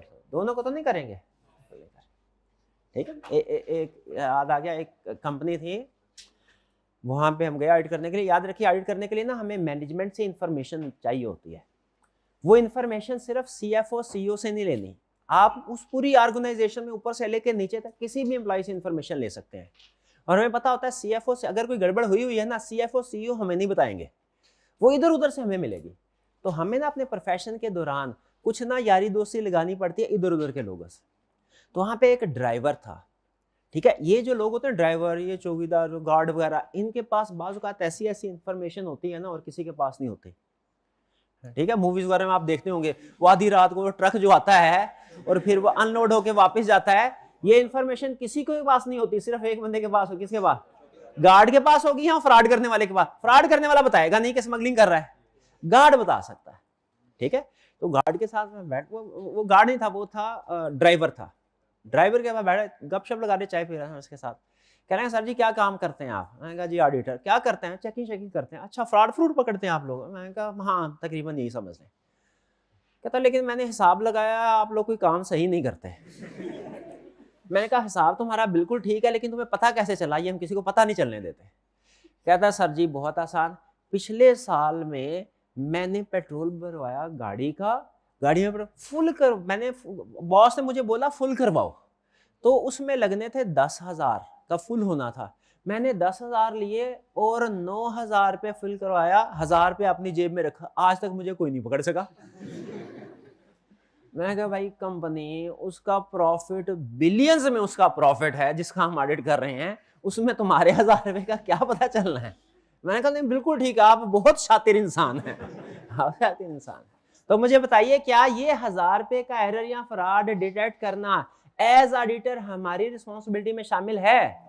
क्या शेयर होल्डर को, जनरल पब्लिक को एक्सपेक्ट करना चाहिए कि वो इस तरह के फ्रॉड भी हम डिटेक्ट कर सके होंगे? नहीं, हम कहेंगे भाई तुम लाखों करोड़ों की बात करो, ये छोटे छोटे चंद हजार को छोड़ दो। ये क्या है? इमटेरियल है। क्या है? इमटेरियल है। शाबाश, ठीक है जी। तो ये है कंसेप्ट मटेरियलिटी का। ये एक टेक्निकल कंसेप्ट था आज के लेक्चर में। इसके अलावा आज के लेक्चर में ये एक टेक्निकल कंसेप्ट था रिलेशनशिप जी, ट्रू एंड फेयर व्यू वाला टेक्निकल कंसेप्ट था ये। अच्छा, उम्मीद है ये इंडिपेंडेंस भी, ये कंसेप्ट क्या आपको समझ आ गए? दूसरा चेक पॉइंट, यहां पे कोई प्रॉब्लम? यहां तक कोई प्रॉब्लम? चीजें समझ आ रही हैं? चलिए ओके। मटेरियलिटी का फार्मूला फिर बता दीजिए मुझे क्या है जरा? 5% ऑफ प्रॉफिट। शाबाश, आगे चलते हैं जी। वो वैसे ही मैंने कहा पुश पुल का मतलब ये है कि एक अच्छा बोनस भी मिलेगा, पॉजिटिव भी है नेगेटिव भी है, पॉजिटिव भी है नेगेटिव भी है, ठीक है। आप अगर असाइनमेंट करेंगे, टेस्ट करेंगे तो आपको प्राइज मिलेगा, ये इंसेंटिव है। और असाइनमेंट नहीं करेंगे, टेस्ट नहीं करेंगे तो आपको सजा मिलेगी, ये क्या है? प्रेशर। तो दोनों चीजों के लिए फिर काम करते हैं। अच्छा काम करेंगे तो जन्नत मिलेगी, वो शायद फिर इतना हम अच्छे काम की तरफ राग़िब ना होते। भाई गलत काम करेंगे तो दोज़ख में जलना पड़ेगा, ये थोड़ा टेरर है इसमें। हाँ, तो इसीलिए इंसेंटिव और प्रेशर दोनों वर्क कर रहे होते हैं। हाँ नहीं, पुश पुल मैंने वैसे ही बोल दिया था, वो मुझे बोलना नहीं चाहिए था। वो इंसेंटिव मतलब गुड और प्रेशर मीन्स बैड। अच्छा काम करेंगे तो फायदा नहीं। चलिए जी जी, क्या ऑडिटर को लाइफ थ्रेट नहीं आ सकता? मैनेजमेंट की तरफ से अमूमी तौर पे नहीं आता, क्योंकि ऑडिट टीम में कोई बहुत से लोग जाके काम कर रहे होते हैं, तो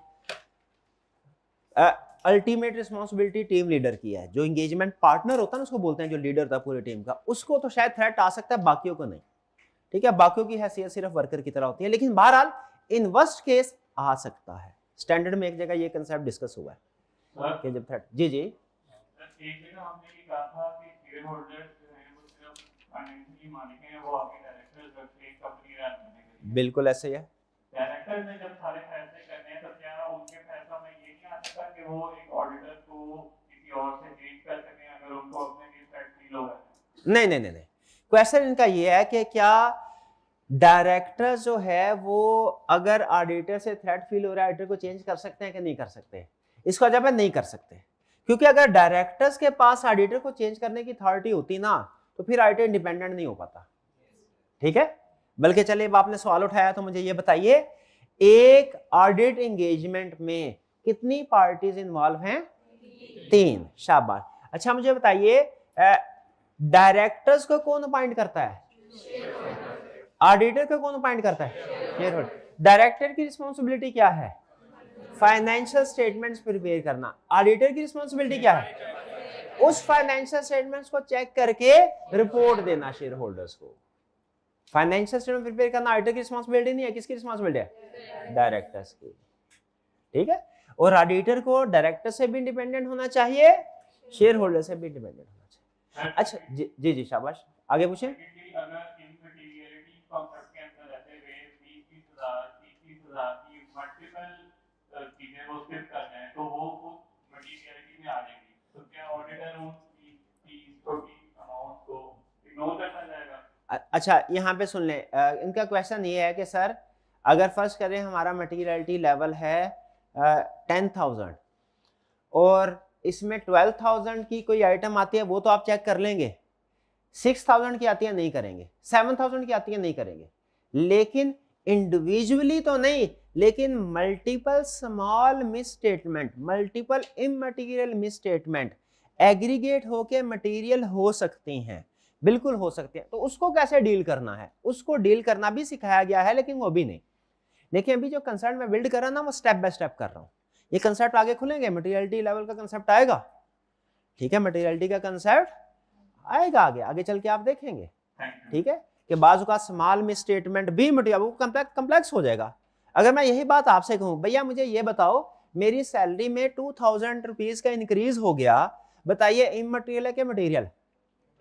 इमटेरियल। शाबाश, फौरी बता दिया ना। अच्छा आपकी फीस में 2,000 का इंक्रीज हो गया, आएगा मटेरियल, आए हैं ना लाइन पे। तो बाजू का स्मॉल भी मटेरियल हो जाता, ये सारी कहानी आगे चलेगी। ठीक है, अभी सिर्फ बेसिक कंसेप्ट के ऊपर आना है। बेसिक कंसेप्ट क्या? Materiality level 5% of profit materiality है। डन। अच्छा अब आहिस्ता आहिस्ता ये ऑडिटर जो है वो एक हीरो के तौर पे सामने, उनका ये तो चेकिंग कर लेता है। ठीक है, तो इतना ज्यादा अप्रिशिएट किया गया कि आज के दिन में पाकिस्तान समेत बहुत सी कंट्रीज में ऑडिट करवाना रिक्वायर्ड है। लार्ज कंपनी, बड़ी बड़ी कंपनी जितनी भी हैं, सोल प्रोप्राइटरशिप के लिए रिक्वायर्ड नहीं है, पार्टनरशिप के लिए रिक्वायर्ड नहीं है, स्मॉल कंपनीज के लिए रिक्वायर्ड नहीं है, लेकिन बड़ी बड़ी कंपनीज वो 1 मिलियन पेड ऑफ कैपिटल, वो आपको याद होगा परवीन एक होती थी, 1 मिलियन से ज्यादा पेड ऑफ, जितनी भी कंपनीज का कैपिटल है, बड़ी बड़ी कंपनीज, उन सब के लिए ऑडिट करवाना रिक्वायर्ड है। तो जो चीज रिक्वायर्ड बाय लॉ होती है उसे कहते हैं स्टैट्यूटरी रिक्वायरमेंट, और जो चीज नॉट रिक्वायर्ड बाय लॉ होती है नॉन स्टैट्यूटरी। तो अब आजकल के दौर में बड़ी बड़ी कंपनीज का स्टैट्यूटरी ऑडिट रिक्वायर्ड है। अच्छा तो मुझे बताइए, क्या दुनिया में नॉन स्टैट्यूटरी ऑडिट भी होता होगा कि नहीं होता? होता है। यानी आप ये कहना चाह रहे हैं कि बड़ी बड़ी कंपनीज तो ऑडिट करवाती ही हैं क्योंकि रिक्वायर्ड बाय लॉ है। बाज़ औक़ात सोल प्रोप्राइटरशिप, पार्टनरशिप, ये भी ऑडिट करवाएंगे। क्यों? इनके लिए तो रिक्वायर्ड बाय लॉ नहीं है, ये क्यों ऑडिट करवाएंगे? हाँ, क्योंकि ऑडिट के कुछ फायदे भी हैं। लॉ की रिक्वायरमेंट, लीगल रिक्वायरमेंट तो पूरी हो ही जाती है, ऑडिट के कुछ फायदे भी हैं कि नहीं है? हैं। भाई जब ऑडिट लीगली रिक्वायर्ड नहीं था तब भी तो प्रमोशन हुई थी इसकी, किस वजह से हुई थी? इसके एडवांटेजेस की वजह से हुई थी। तो ऑडिट के क्या क्या फायदे हैं ये सुन लें। ऑडिट गुड एक्टिविटी है कि बैड? इसके क्या, अच्छा ये वैसे डिपेंड करता है पूछ किससे रहे हैं। शेयर होल्डर से पूछेंगे वो कहेगा गुड, और मैनेजमेंट से पूछेंगे कहेगा बैड, हम तो सारा कुछ कर लेते हैं, कुछ भी नहीं करते तो सिर्फ साइन कर देते हैं। नहीं नहीं भैया। एडवांटेजेस क्या है? Enhance credibility of financial statement, financial statement पे ट्रस्ट लेवल बढ़ जाता है। खुद मुझे बताइए, एक फाइनेंशियल स्टेटमेंट शेयर होल्डर के पास डायरेक्ट पहुंचे, दूसरी फाइनेंशियल स्टेटमेंट ऐसी है जो ऑडिट होने के बाद पूछे, कौन सी वाली फाइनेंशियल स्टेटमेंट में ट्रस्ट लेवल ज्यादा होगा? ऑडिट के बाद। तो ट्रस्ट लेवल बढ़ जाता है, कॉन्फिडेंस लेवल बढ़ जाता है, एश्योरेंस लेवल बढ़ जाता है। ऑडिट होने के बाद क्या होता है? फाइनेंशियल स्टेटमेंट्स की क्रेडिबिलिटी बढ़ जाती है। क्रेडिबिलिटी कह ले, ट्रस्ट कह ले, कॉन्फिडेंस कह ले, एश्योरेंस कह ले। क्योंकि एश्योरेंस क्यों बढ़ जाती है? एश्योरेंस क्यों? क्योंकि अब शेयर होल्डर फाइनेंशियल स्टेटमेंट्स के बारे में ज्यादा श्योर हैं कि वो ठीक है। तो क्या मैं ये कह सकता हूं कि auditor provides assurance to share holder? क्योंकि ऑडिटर की रिपोर्ट देने के बाद शेयर होल्डर ज्यादा श्योर हो जाते हैं फाइनेंशियल स्टेटमेंट्स के बारे में। तो शाबाश, लिख लीजिए। क्या लिख लीजिए? Auditor provides assurance to financial share holders. Auditor provides assurance to share holder. मतलब समझ रहे इस लाइन का मतलब क्या है? कि ऑडिट रिपोर्ट जब शेयर होल्डर को दी जाती है तो वो फाइनेंशियल स्टेटमेंट्स के बारे में ज्यादा श्योर हो जाते हैं कि वो ठीक है। Next, improve internal control. अच्छा, इंटरनल कंट्रोल की भी बात करते हैं। नेक्स्ट है ensure compliance legal and regulatory requirements. कि ऑडिट से बाज़ का जो लीगल और रेगुलेटरी रिक्वायरमेंट्स हैं वो पूरी हो रही है कि नहीं, ये भी पता चल जाता है। जैसे अगर आपने कंपनी लॉ पढ़ा होगा ना,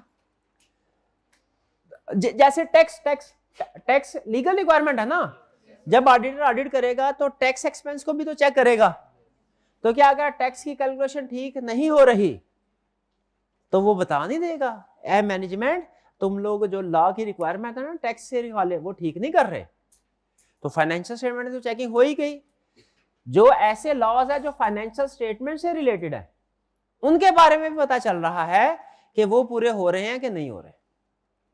जैसे इनकम टैक्स, जैसे पेंशन से रिलेटेड लॉज भी होते हैं। आपको पता है पेंशन लायबिलिटी बैलेंस शीट में आती है ना। पेंशन लायबिलिटी आपने भी कैलकुलेशन नहीं की होगी, एडवांस कंसेप्ट है। पेंशन लायबिलिटी कुछ कंपनी जो पे करती हैं वो उनकी बैलेंस शीट में एज लायबिलिटी आता है।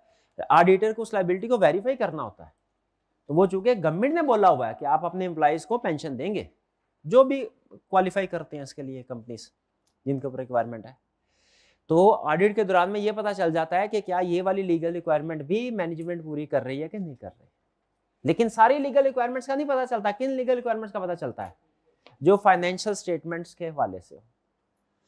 तो ऑडिट करवाने से फाइनेंशियल स्टेटमेंट्स की क्रेडिबिलिटी भी बढ़ जाती है। और क्या होता है? लीगल रिक्वायरमेंट्स के बारे में पता चल जाता है, कोई वायलेशन तो नहीं हो रही लीगल रिक्वायरमेंट्स की। और क्या होगा? डिसीजन मेकिंग में फैसिलिटेशन होती है। कैसे? मर्जर एक्विजिशन वगैरह में, इन्वेस्टमेंट में, ठीक है। Sale and purchase of business में आसानी होती है। मर्जर एंड एक्विजिशन थोड़ी सी टेक्निकल टर्म है, इसको यूज समझ लीजिए। Sale and purchase of business, आपने अगर गाड़ी खरीदनी हो अकेले जाके खरीदाएंगे कि किसी एक्सपर्ट बंदे को साथ लेके जाएंगे, कारीगर को, भाई जरा गाड़ी को इंजन चेक करो कितनी प्राइस होनी चाहिए, एक्सपर्ट बंदे को। उसी तरह अगर आपने कोई बिजनेस खरीदना है, फर्ज करें आप बिजनेसमैन है, बिजनेस खरीदना है, तो दूसरा बंदा तो अपनी कीमत बढ़ा चढ़ा के बिजनेस की बताएगा कि इसके अंदर कितने एसेट्स हैं, उनकी वैल्यू जाता है। आप किसी ऑडिटर से बोलेंगे ना भैया इस बिजनेस की फाइनेंशियल स्टेटमेंट को चेक करो और फिर मुझे बताओ इसके एसेट्स और लायबिलिटीज की ट्रू वैल्यू क्या है। तो ऐसा नहीं है कि ऑडिटर सिर्फ एनुअल फाइनेंशियल स्टेटमेंट्स को वेरीफाई करता है। ऑडिटर जो मर्जर वगैरह होते हैं जो एक्विजिशंस होती हैं, जो बिजनेस एक्वायर किए जाते हैं, इसमें भी एज एडवाइजर काम करता है, चेक करता है फाइनेंशियल स्टेटमेंट, एसेट्स लायबिलिटी की ट्रू वैल्यू लगाता है, ठीक है। और फाइनेंसिंग में भी सपोर्ट करता है, लोन लेने के लिए भी। आप बैंक के पास अगर आप बैंक के पास पर्सनल लोन लेने के लिए जाएंगे ना, बैंक आपसे कहेगा पहले तो कोई सिक्योरिटी दिखाओ, ठीक है, फिर आपसे कहेगा अच्छा कोई सैलरी वगैरह है, सैलरी स्लिप लेके आओ ताकि पता चले आप हमारी मंथली इंस्टॉलमेंट्स पे कर सकोगे कि नहीं, अगर कोई सैलरीड पर्सन जाएगा लोन लेने के लिए। लेकिन अगर कोई बिजनेस लोन लेने के लिए जाएगा, उसकी सैलरी स्लिप नहीं मांगेगा। बैंक क्या मांगेगा वाला? अपनी फाइनेंशियल स्टेटमेंट्स का ऑडिट करवा के लाओ ताकि हमें पता चले आपका लेवल ऑफ बिजनेस कितना है, कितना प्रॉफिट, कितने एसेट, कितनी लायबिलिटी, उस लिहाज से आपको लोन अप्रूव करे। ये ना छोटा बिजनेस है ज्यादा अमाउंट लोन की अप्रूव करे। तो ऑडिट प्रैक्टिस में याद रखिए, ये रिक्वायरमेंट है। बिजनेस जब कभी लोन लेने के लिए जाएगा, बैंक उससे हमेशा उसकी फाइनेंशियल स्टेटमेंट्स मांगेगा, लाजमी मांगेगा। और अक्सर ये कहेगा कि भैया ये सादा वाली फाइनेंशियल स्टेटमेंट नहीं चाहिए, इनको ऑडिट करवा के लाओ, ऑडिट करवा के लाओ, ठीक है। तो ये मुझे बताइए, क्या ऑडिट का सिर्फ लीगल रिक्वायरमेंट्स की वजह से ही ऑडिट करवाया जाता है कि और रीजन भी हैं? और क्या क्या रीजन है?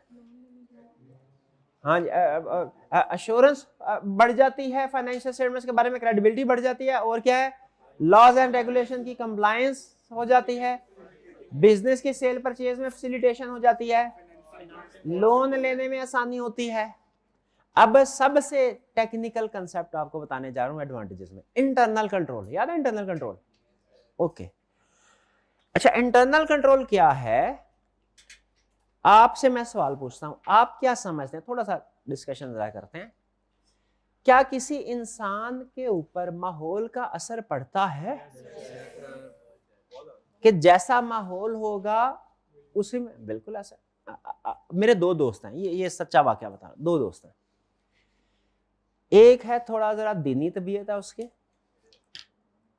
ठीक है, एक बैंकर है, वो थोड़ा फाइनेंस में खेलता है, बात करता है।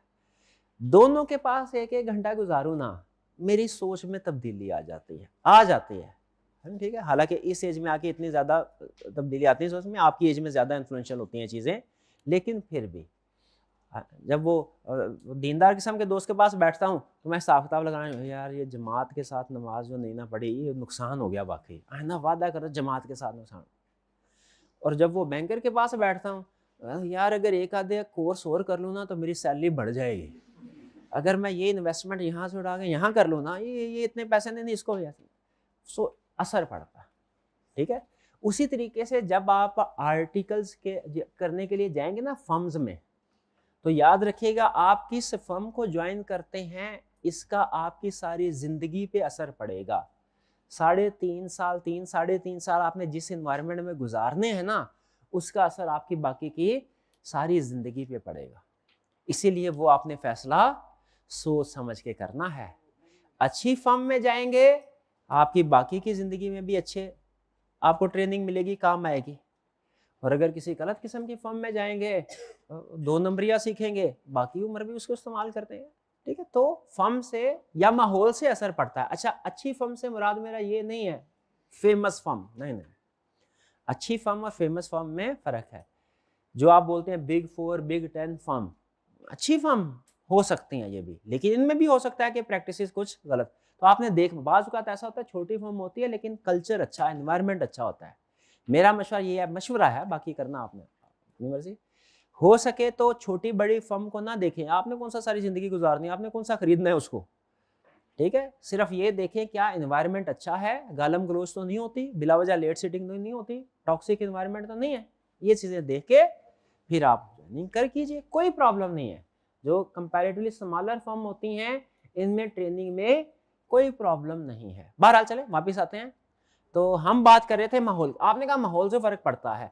अच्छे माहौल में जो बच्चा वक्त गुजारेगा वो अच्छा बच्चा बनेगा, बुरे माहौल में जो वक्त गुजारेगा मोस्ट लाइक, कंफर्म नहीं है ऐसा, कंफर्म लेकिन मोस्ट लाइकली वो बुरा बच्चा, ऐसा ही है। उसी तरीके से एक कंपनी के अंदर भी एक माहौल होता है काम करने का। क्या एम्प्लॉयज के साथ अच्छे तरीके से बिहेव किया जाता है, क्या प्रमोशन जो दी जाती हैं वो कॉम्पिटेंस की बेस पे दी जाती हैं, सिफारिश तो नहीं है, एम्प्लॉयज़ को प्रेशराइज तो नहीं किया जाता, ठीक है, बिला वजह उनको ऐसे टारगेट तो नहीं दिए जाते जो मीट करना बहुत मुश्किल हो, ठीक है। क्या जो एम्प्लॉयर्स हैं वो सच बोलते हैं, जो बड़े टॉप लेवल के लीडर है, डायरेक्टर्स है, सच बोलते हैं, झूठ तो नहीं बोलते, कल्चर झूठ बोलने का तो नहीं है, ठीक है। क्या चोरी चुकारी अगर कोई हो जाए तो फिर उसको इग्नोर कर दिया जाता है, बल्कि उसको प्रमोशन दी जाती है कि चोरी चुकारी करने वाले के खिलाफ एक्शन लिया जाता है।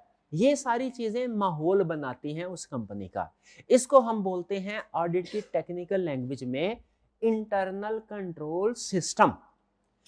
किसी भी कंपनी के अंदर इंटरनल कंट्रोल सिस्टम, इसकी ऑडिट की डेफिनेशन क्या है? ऑडिट के पॉइंट ऑफ व्यू से इसकी डेफिनेशन ये है, इंटरनल कंट्रोल सिस्टम है कंपनीज के अंदर रूल्स एंड रेगुलेशंस जो अप्लाई किए जाते हैं फाइनेंशियल स्टेटमेंट्स प्रिपेयर करने के लिए, उसे बोलते हैं इंटरनल कंट्रोल सिस्टम।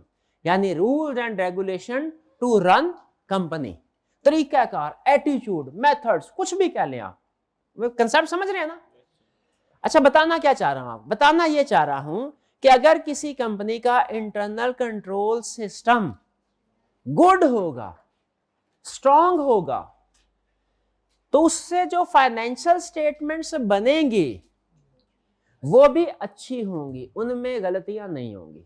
और अगर कंपनी का इंटरनल कंट्रोल सिस्टम वीक होगा, बैड होगा, पुअर होगा, तो उस इंटरनल कंट्रोल सिस्टम से जो फाइनेंशियल स्टेटमेंट्स बन के निकलेंगी वो भी वीक हो, बैड, यानी उनमें मिस स्टेटमेंट ज्यादा होगी।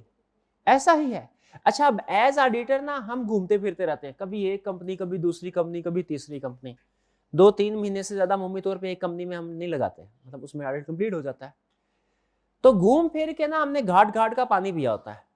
तो किसी जगह पे अगर हमें जाके लगे कि यहाँ पे कोई इंटरनल कंट्रोल सिस्टम वीक है, उसमें गड़बड़ है, क्या हम कंपनी की मैनेजमेंट को सजेशंस दे सकते हैं कि इसको इंप्रूव कर लें? बिल्कुल सजेशन दे सकते हैं। तो एक फायदा ऑडिट का ये भी होता है, क्या फायदा होता है कि एक्सपर्ट बंदा जो कंपनी घूमा हुआ है, वो आके आपकी कंपनी में अगर कोई उसके सिस्टम में गलती, किसमें? फाइनेंशियल स्टेटमेंट की बात नहीं कर रहा, फाइनेंशियल स्टेटमेंट अलग, याद रखिएगा सबसे अहम कंसेप्ट, इंटरनल कंट्रोल सिस्टम अलग है, फाइनेंशियल स्टेटमेंट्स अलग है।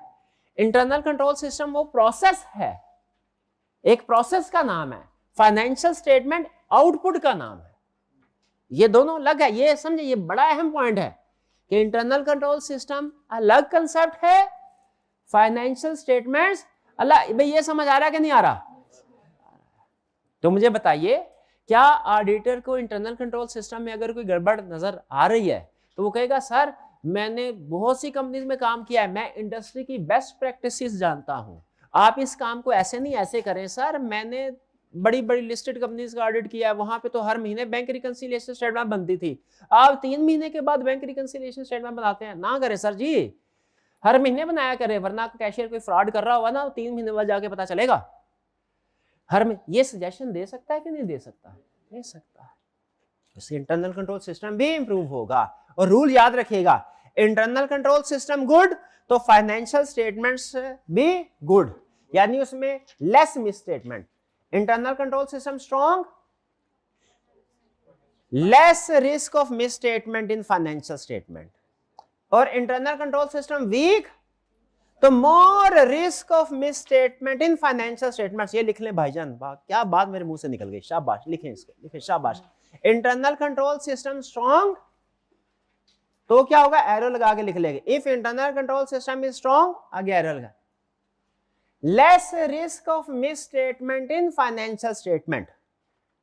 और नीचे दूसरी लाइन में लिख लें, if internal control system is weak, आगे एरो लगा के लिखे क्या, more risk of miss statement in financial statements. ठीक है, शाबाश, ये दोनों बातें लिखें, शाबाश शाबाश। ये हाइब्रिड क्लास में सारे बच्चे लिख रहे हैं, शाबाश, खुश हुआ, खुश हुआ। मोगैम्बो नहीं, मैं खुश हुआ, मैं खुश हुआ, मैं खुश हुआ। ये रूम नंबर 6 में बॉयज वाली साइड पे सेंटर में एक भाई हैं, वो नहीं लिख रहे। हाँ जी, चले कोई बात नहीं, कोई बात नहीं, लिख रहे आप।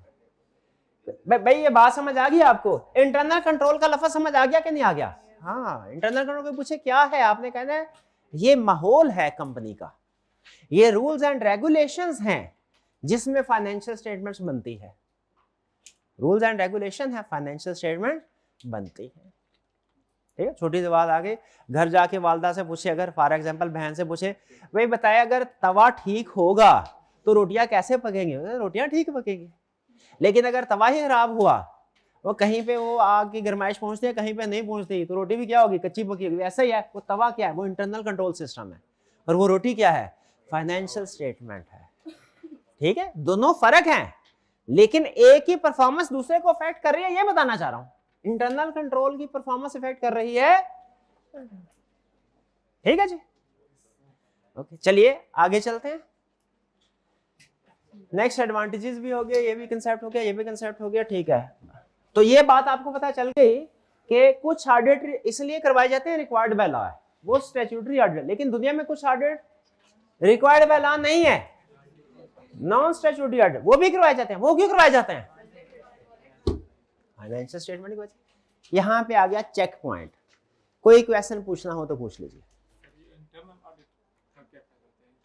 इंटरनल, इन्होंने कहा सर एक इंटरनल ऑडिट भी होता है, एक इंटरनल, बिल्कुल इंटरनल ऑडिट भी होता है, इंटरनल ऑडिट भी होता है। इंटरनल ऑडिट क्या होता है?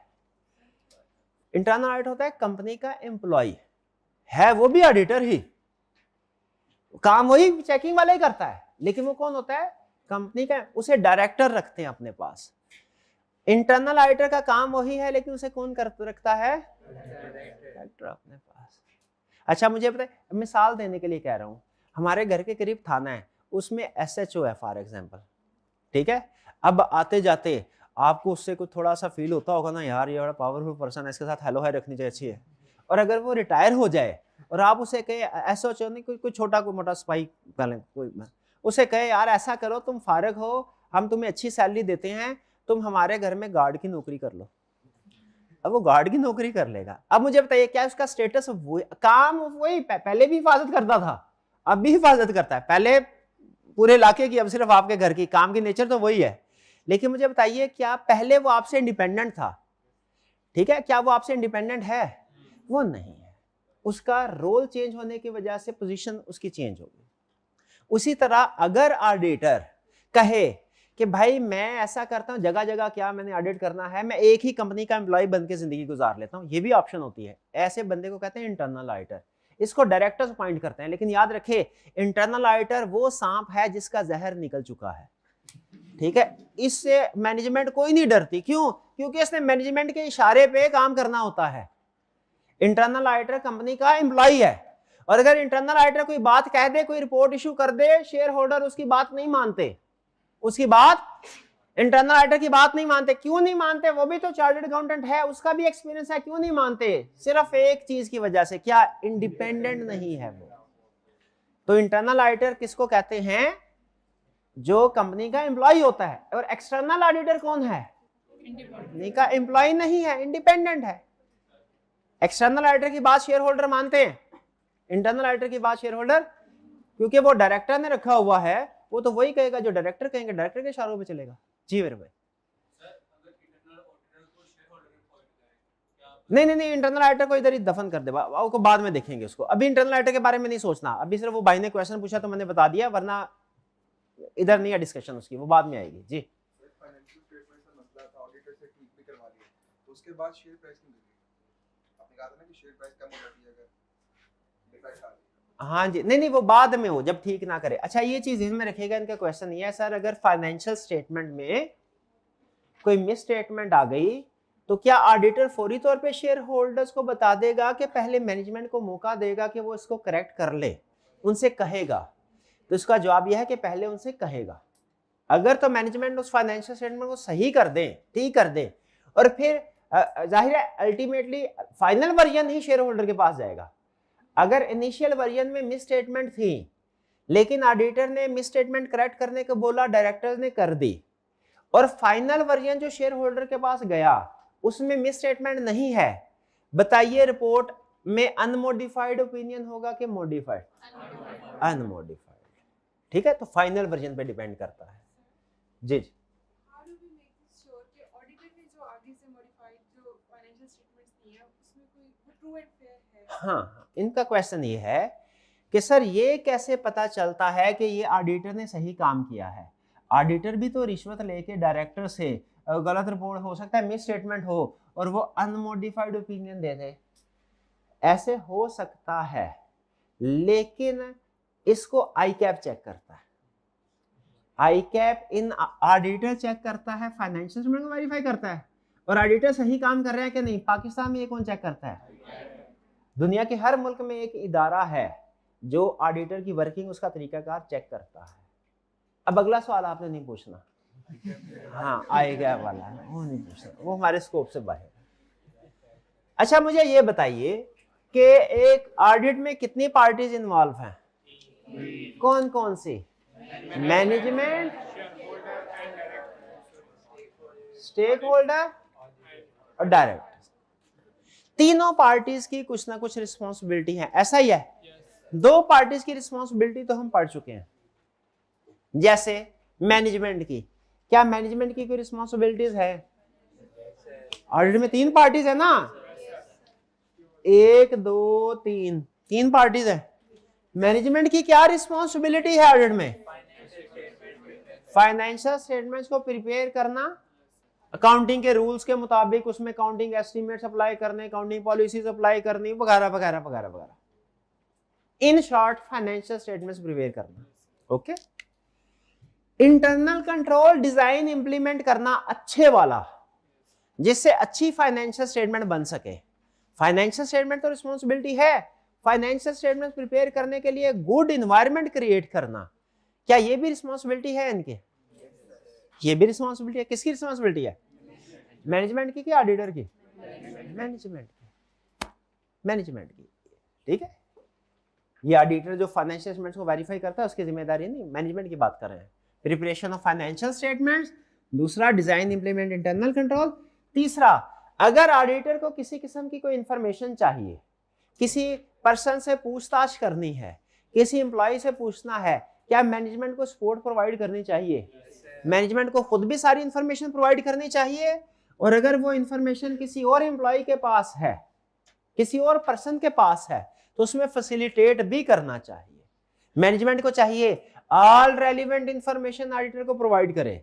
मैनेजमेंट को चाहिए कि खुद से इंफॉर्मेशन प्रोवाइड कर दे, और अगर कोई इंफॉर्मेशन रह जाए और ऑडिटर कहे मुझे बताओ, तो एडिशनल इंफॉर्मेशन भी प्रोवाइड करे जो ऑडिटर मजीद कहे। और अगर ऑडिटर कहे भाई मुझे एम्प्लॉय से मुलाकात करनी है, जरा ड्यूरिंग आपका सैलरीज एक्सपेंस इस साल बहुत ज्यादा बढ़ गया है, जो नए एम्प्लॉयज आपने अपॉइंट किए हैं ना, जो आप कह रहे हैं नए आए हैं, मुझे जरा उनसे मुलाकात करवाओ, मैं देखूं बोगस एम्प्लॉयज तो नहीं है। तो मैनेजमेंट को क्या एक्सेस देनी चाहिए उन एम्प्लॉयज तक? यानी मैनेजमेंट की तीन बड़ी रिस्पॉन्सिबिलिटी है। हर रिस्पॉन्सिबिलिटी की थोड़ी बहुत एक्सप्लेनेशन है, लेकिन मेन तीन रिस्पॉन्सिबिलिटी क्या है मैनेजमेंट की? फाइनेंशियल स्टेटमेंट्स प्रिपेयर करना, इंटरनल कंट्रोल डिजाइन इंप्लीमेंट करना, इंफॉर्मेशन प्रोवाइड करना ऑडिटर को। ठीक है जी। क्या आपके ख्याल में अगर मैनेजमेंट फाइनेंशियल स्टेटमेंट्स प्रोवाइड ना करे, ऑडिटर अपना काम कर सकता है? नहीं कर सकता, नहीं कर सकता। दूसरा काम, ऑडिटर की क्या रिस्पॉन्सिबिलिटी? क्या ऑडिटर की भी कोई रिस्पॉन्सिबिलिटी है? है ना, है ना। क्या रिस्पॉन्सिबिलिटी है? कि वो रीजनेबल एश्योरेंस ऑब्टेन करे, यानी अपनी तसल्ली कर ले। क्यों? क्योंकि आगे उसने एश्योरेंस प्रोवाइड करनी है। अच्छा, एश्योरेंस के डिफरेंट लेवल होते हैं। एक होती है एब्सोल्यूट एश्योरेंस, 100% गारंटी। एक होती है रीजनेबल एश्योरेंस, 100% नहीं, समझ ले 95% के करीब। बताइए ऑडिटर एब्सोल्यूट एश्योरेंस प्रोवाइड करता है, जिम्मेदारी उसकी एब्सोल्यूट एश्योरेंस की है कि रीजनेबल की? यानी ऑडिटर हर ट्रांजैक्शन को चेक करने का पाबंद नहीं है। पक्की बात है? हाँ बिल्कुल। देखिए रीजन, अगर किसी स्टूडेंट ने यहाँ पे एब्सोल्यूट लिखा ना, उसको 0 नंबर मिल जाने। ऑडिटर कौन सी एश्योरेंस प्रोवाइड करता है? एश्योरेंस का मतलब ट्रस्ट, कॉन्फिडेंस, रीजनेबल। और फिर ये जो रीजनेबल एश्योरेंस ऑब्टेन करता है, आगे इसने शेयर होल्डर को प्रोवाइड करनी है ना, पहले खुद तसल्ली। और मुझे एक याद है बात, कोई चीज वेरीफाई की, मैंने पार्टनर को रिव्यू करवाने के लिए गया, बाज़ औक़ात हमें क्लाइंट जो कहता है ना, हम वो आगे पार्टनर को बता देते हैं, सर क्लाइंट ये कह रहा था। तो पार्टनर ने एक सवाल किया, उसने कहा जिस चीज़ के बारे में आप मुझे कन्विंस कर रहे हैं, क्या आप खुद उस चीज़ के बारे में कन्विंस्ड हैं? मैं नहीं था। मैं कहा बस क्लाइंट ने जो कहा है पार्टनर को बता देता हूँ, पार्टनर खुद ही समझ जाएगा। मैं नहीं था। तो याद रखिए असूल, जिस चीज़ के बारे में हम खुद कन्विंस्ड नहीं है ना, उसके बारे में शायद हम किसी तीसरे को भी कन्विंस नहीं कर सकेंगे। तो ऑडिटर ने अगर एश्योरेंस प्रोवाइड करनी है ना पहले शेयर होल्डर को, उससे पहले खुद हासिल करनी है। इसीलिए यहाँ पे टू ऑब्टेन रीजनेबल एश्योरेंस लिखा हुआ है, टू प्रोवाइड नहीं लिखा हुआ पहले नंबर पे। पहले नंबर पे टू ऑब्टेन रीजनेबल एश्योरेंस। फिर उसके बाद जब उसने शेयर होल्डर को ये एश्योरेंस प्रोवाइड करनी है, ज़बानी कलामी कर देगा कि रिटर्न फॉर्म में? रिटर्न फॉर्म में। वो जो एक पेज होता है ना जिसके जरिए से एश्योरेंस दी जाती है, उसे कहते हैं ऑडिट रिपोर्ट। तो फिर क्या करना है, ऑडिटर की पहली रिस्पांसिबिलिटी क्या है? रीजनेबल एश्योरेंस ऑब्टेन करें, एब्सोल्यूट नहीं, कौन सी? रीजनेबल। दूसरी रिस्पांसिबिलिटी क्या है? रिपोर्ट दे जिसमें ये रीजनेबल एश्योरेंस आ रही हो ओपिनियन की शक्ल में, रिपोर्ट दे। लेकिन बाज़ औक़ात ऐसा होता है कि इससे आपको ये लग रहा होगा कि ऑडिटर ने सिर्फ शेयर होल्डर्स को कम्युनिकेशन करनी होती है और किसी को नहीं। नहीं नहीं नहीं नहीं, ऑडिटर बाज़ औक़ात कुछ दूसरे लोगों को भी कम्युनिकेट करता है। जैसे अभी थोड़ी देर पहले बात हुई कि ऑडिटर ने चेकिंग फाइनेंशियल स्टेटमेंट्स की ओपिनियन फाइनेंशियल स्टेटमेंट्स पे देना है, लेकिन ऑडिट इंटरनल कंट्रोल भी फाइनेंशियल स्टेटमेंट को अफेक्ट करते हैं। तो ऑडिटर थोड़ा बहुत इंटरनल कंट्रोल को अंडरस्टैंड करता है। अगर उसे इंटरनल कंट्रोल में गड़बड़ नजर आए, क्या वो बताना चाहिए कि नहीं बताना चाहिए? वो किसको बताता है, गैस करें? शेयर होल्डर को कि मैनेजमेंट को? मैनेजमेंट को। वो एक एडिशनल कम्युनिकेशन है।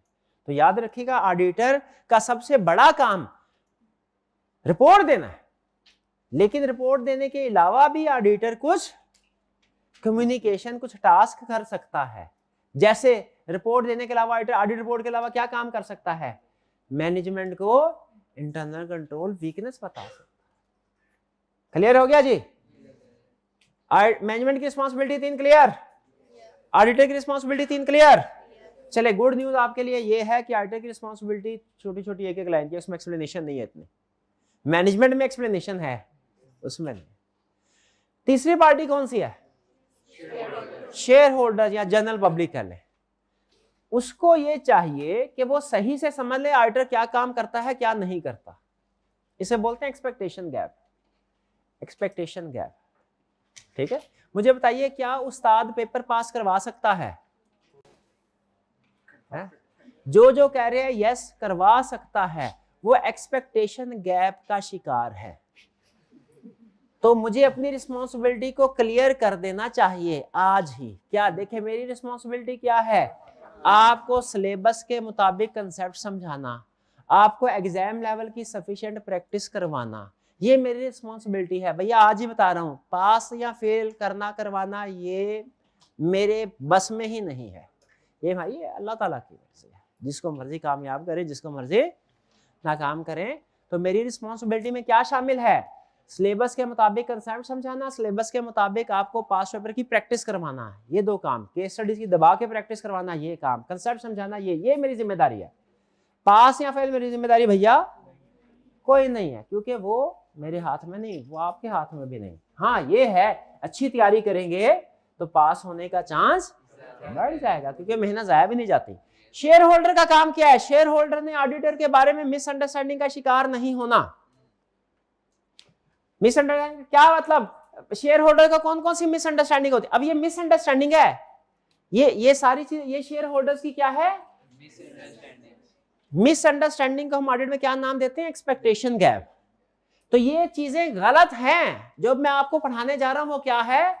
गलत है, ये नहीं होना चाहिए। जैसे शेयर होल्डर क्या समझते हैं बाज़ औक़ात? ऑडिटर प्रिपेयर्स फाइनेंशियल स्टेटमेंट, सही है कि गलत है? वो ऑडिटर थोड़ी करता है, वो कौन करता है? मैनेजमेंट करता है। शेयर होल्डर समझते हैं ऑडिटर चेक 100% ट्रांजैक्शन, ऐसा थोड़ी होता है। ऑडिटर तो रीजनेबल एश्योरेंस प्रोवाइड करनी है, वो सैंपल बेस पे चेकिंग करता है, 100% नहीं करता। किस पे करता है? सैंपल समझते हैं, लेस देन 100% को सैंपल कहते हैं। सैंपल बेस है, वो कहते हैं ऑडिटर एब्सोल्यूट एश्योरेंस प्रोवाइड कर, एब्सोल्यूट नहीं भैया, रीजनेबल। वो समझते हैं ऑडिटर हर एरर या फ्रॉड को डिटेक्ट करने से, हर एरर फ्रॉड को नहीं कर सकते हम। जो एरर बड़े ही शातिर लोगों ने किए होते हैं, वो हम नहीं कर पाते, क्योंकि हमारा फोकस भी नहीं होता। उसका फोकस अलग है, वो अलग है, वो फ्रॉड एग्जामिनेशन फील्ड है एक अलग से, उसमें ये काम होता है। वो कहते हैं ऑडिटर इंटरनल कंट्रोल पे ओपिनियन एक्सप्रेस करता है, टेक्निकल बात ऐसा है क्या? ऑडिटर इंटरनल कंट्रोल पे ओपिनियन एक्सप्रेस नहीं करता। ऑडिटर इंटरनल कंट्रोल को सिर्फ अंडरस्टैंड करता है। ओपिनियन ऑडिटर ने सिर्फ एक चीज पे देना है, किसके ऊपर? तो फाइनेंशियल स्टेटमेंट्स और इंटरनल कंट्रोल अलग अलग चीजें। ये बात आपको समझ आई कि नहीं आई? पक्की बात है, ये लिख ले, भूलना जाइएगा बाद में, ठीक है जी। चलिए, ये था हमारा आज का लेक्चर। थोड़ा सा 1 मिनट अभी नहीं आ जाना अभी, लेकिन थोड़ा सा। जी जी मेरे भाई पूछिए, क्या क्वेश्चन है आपका? ये पिक्चर सीचर लेनी है आपने तो ले लें, फिर इसको मैं रेज करना होगा यहाँ। ले लिया? जी जी पूछिए मेरे भाई।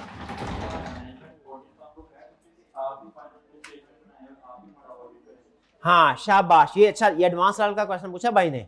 उन्होंने कहा सर क्या ऐसा हो सकता है कि मैनेजमेंट खुद ही share holder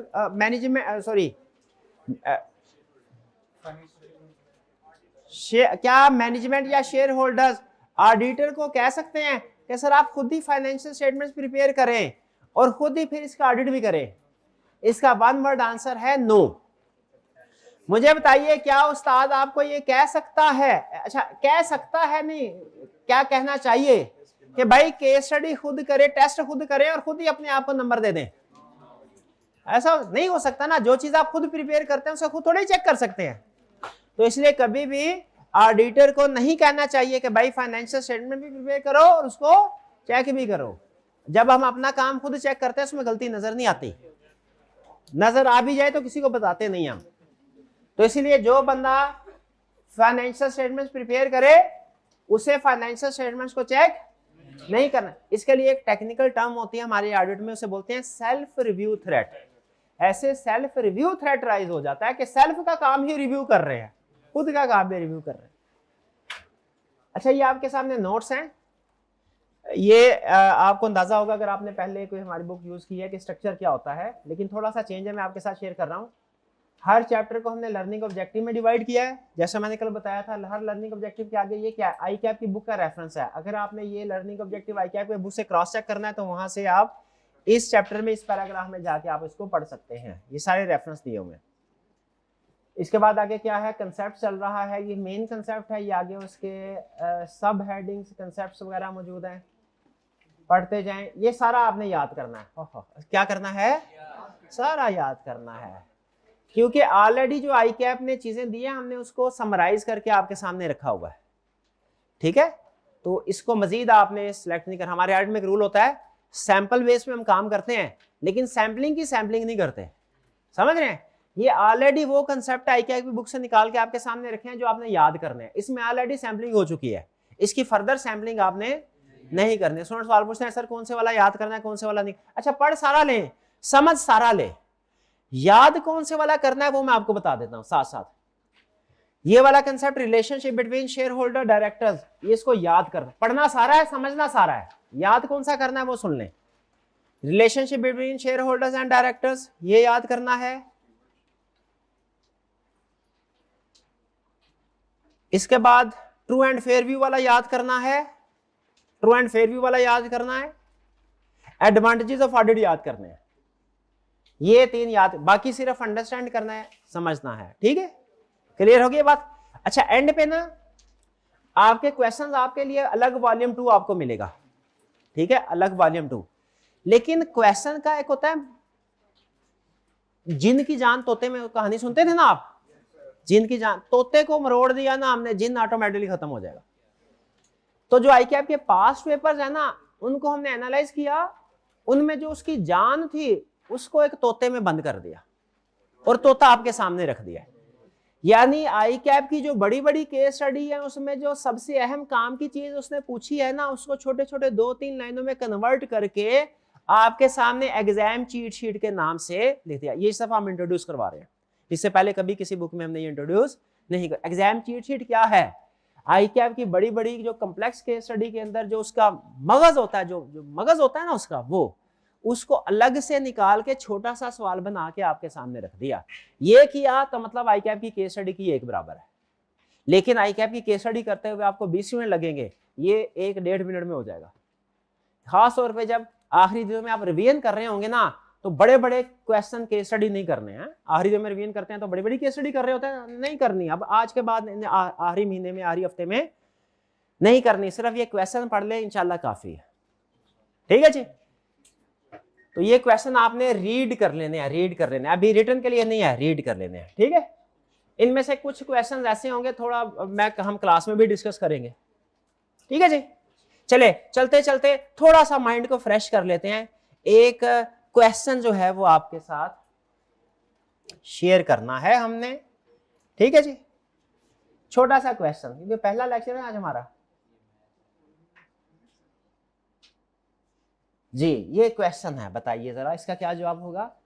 a new CEO मतलब chief executive officer claims audit is just legal compliance and should detect all fraud। अच्छा, दो स्टेटमेंट दे रहा है। एक कह रहा है ऑडिट तो सिर्फ लीगल रिक्वायरमेंट पूरी करने के लिए हो रहा है, और ये भी नो है। क्यों? कुछ और भी रीजन होती है। क्या रीजन होती है? एडवांटेजेस होती हैं। शाबाश। और दूसरी बात कह रहा है and should detect all fraud, नहीं करने चाहिए। रीजनेबल एश्योरेंस, सिर्फ मटेरियल फ्रॉड, दो अल्फाज, रीजनेबल एश्योरेंस, मटेरियल, दोनों ही लिख दे। क्या है? सब नहीं, सब नहीं, सिर्फ मटेरियल। एब्सोल्यूट एश्योरेंस नहीं, सिर्फ रीजनेबल। रीजनेबल मटेरियल, बोले जरा क्या? Reasonable material, reasonable assurance material. शाबाश। जरा देखते हैं इसका जवाब क्या है। ओहो, कह रहे ऑडिट एड्स वैल्यू। हाँ देखा, लीगल, उसने कहा था लीगल कंप्लायंस। जवाब में क्या शॉर्ट आंसर है, लेकिन समझ क्यों गए? कह रहे नहीं नहीं नहीं, लीगल कंप्लायंस नहीं है सिर्फ भाई, ऑडिटर तो वैल्यू भी ऐड करता है, क्रेडिबिलिटी वगैरह वगैरह वगैरह वगैरह। और फिर वो कह रहा है ऑडिटर सारे फ्रॉड डिटेक्ट करना है। नहीं नहीं नहीं, auditor does not detect all frauds. ठीक है। बल्कि फ्रॉड वगैरह तो कंपनी के अंदर ये पहली जिम्मेदारी किसकी है? मैनेजमेंट की, मैनेजमेंट की। ठीक है। उस्ताद ने कहा भैया वालिदैन को, आप बच्चे को पढ़ाते नहीं है, बच्चा फेल हो गया है। वालिदैन को क्या करना चाहिए? भाई प्राइमरी रिस्पांसिबिलिटी बच्चे को पढ़ाने की किसकी है?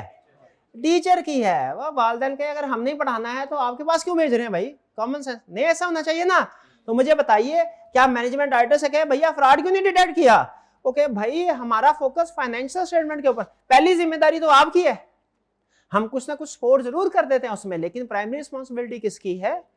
तो मुझे बताइए, क्या ऑडिटर सिर्फ लीगल कंप्लायंस की वजह से है? क्या नहीं? क्या बताइए, ऑडिटर जो है सारे के सारे मिसस्टेटमेंट फ्रॉड डिटेक्ट करता है? नहीं करता। शाबाश। ठीक है। आज के लेक्चर में 4-5 टेक्निकल कंसेप्ट आपने जो वो बड़े समझ आ गई कि नहीं आ गई? पक्की बात है। एक दफा रीड कर लीजिएगा ताकि कंफर्म हो जाए। अगर आपने रीड कर लिया और सारी चीजें समझ आ गई, इसका मतलब बाकी सब कुछ समझ आ गया। ठीक है जी। चलिए जी, आज का लेक्चर यहाँ पे खत्म करते हैं हम। अल्लाह हाफिज।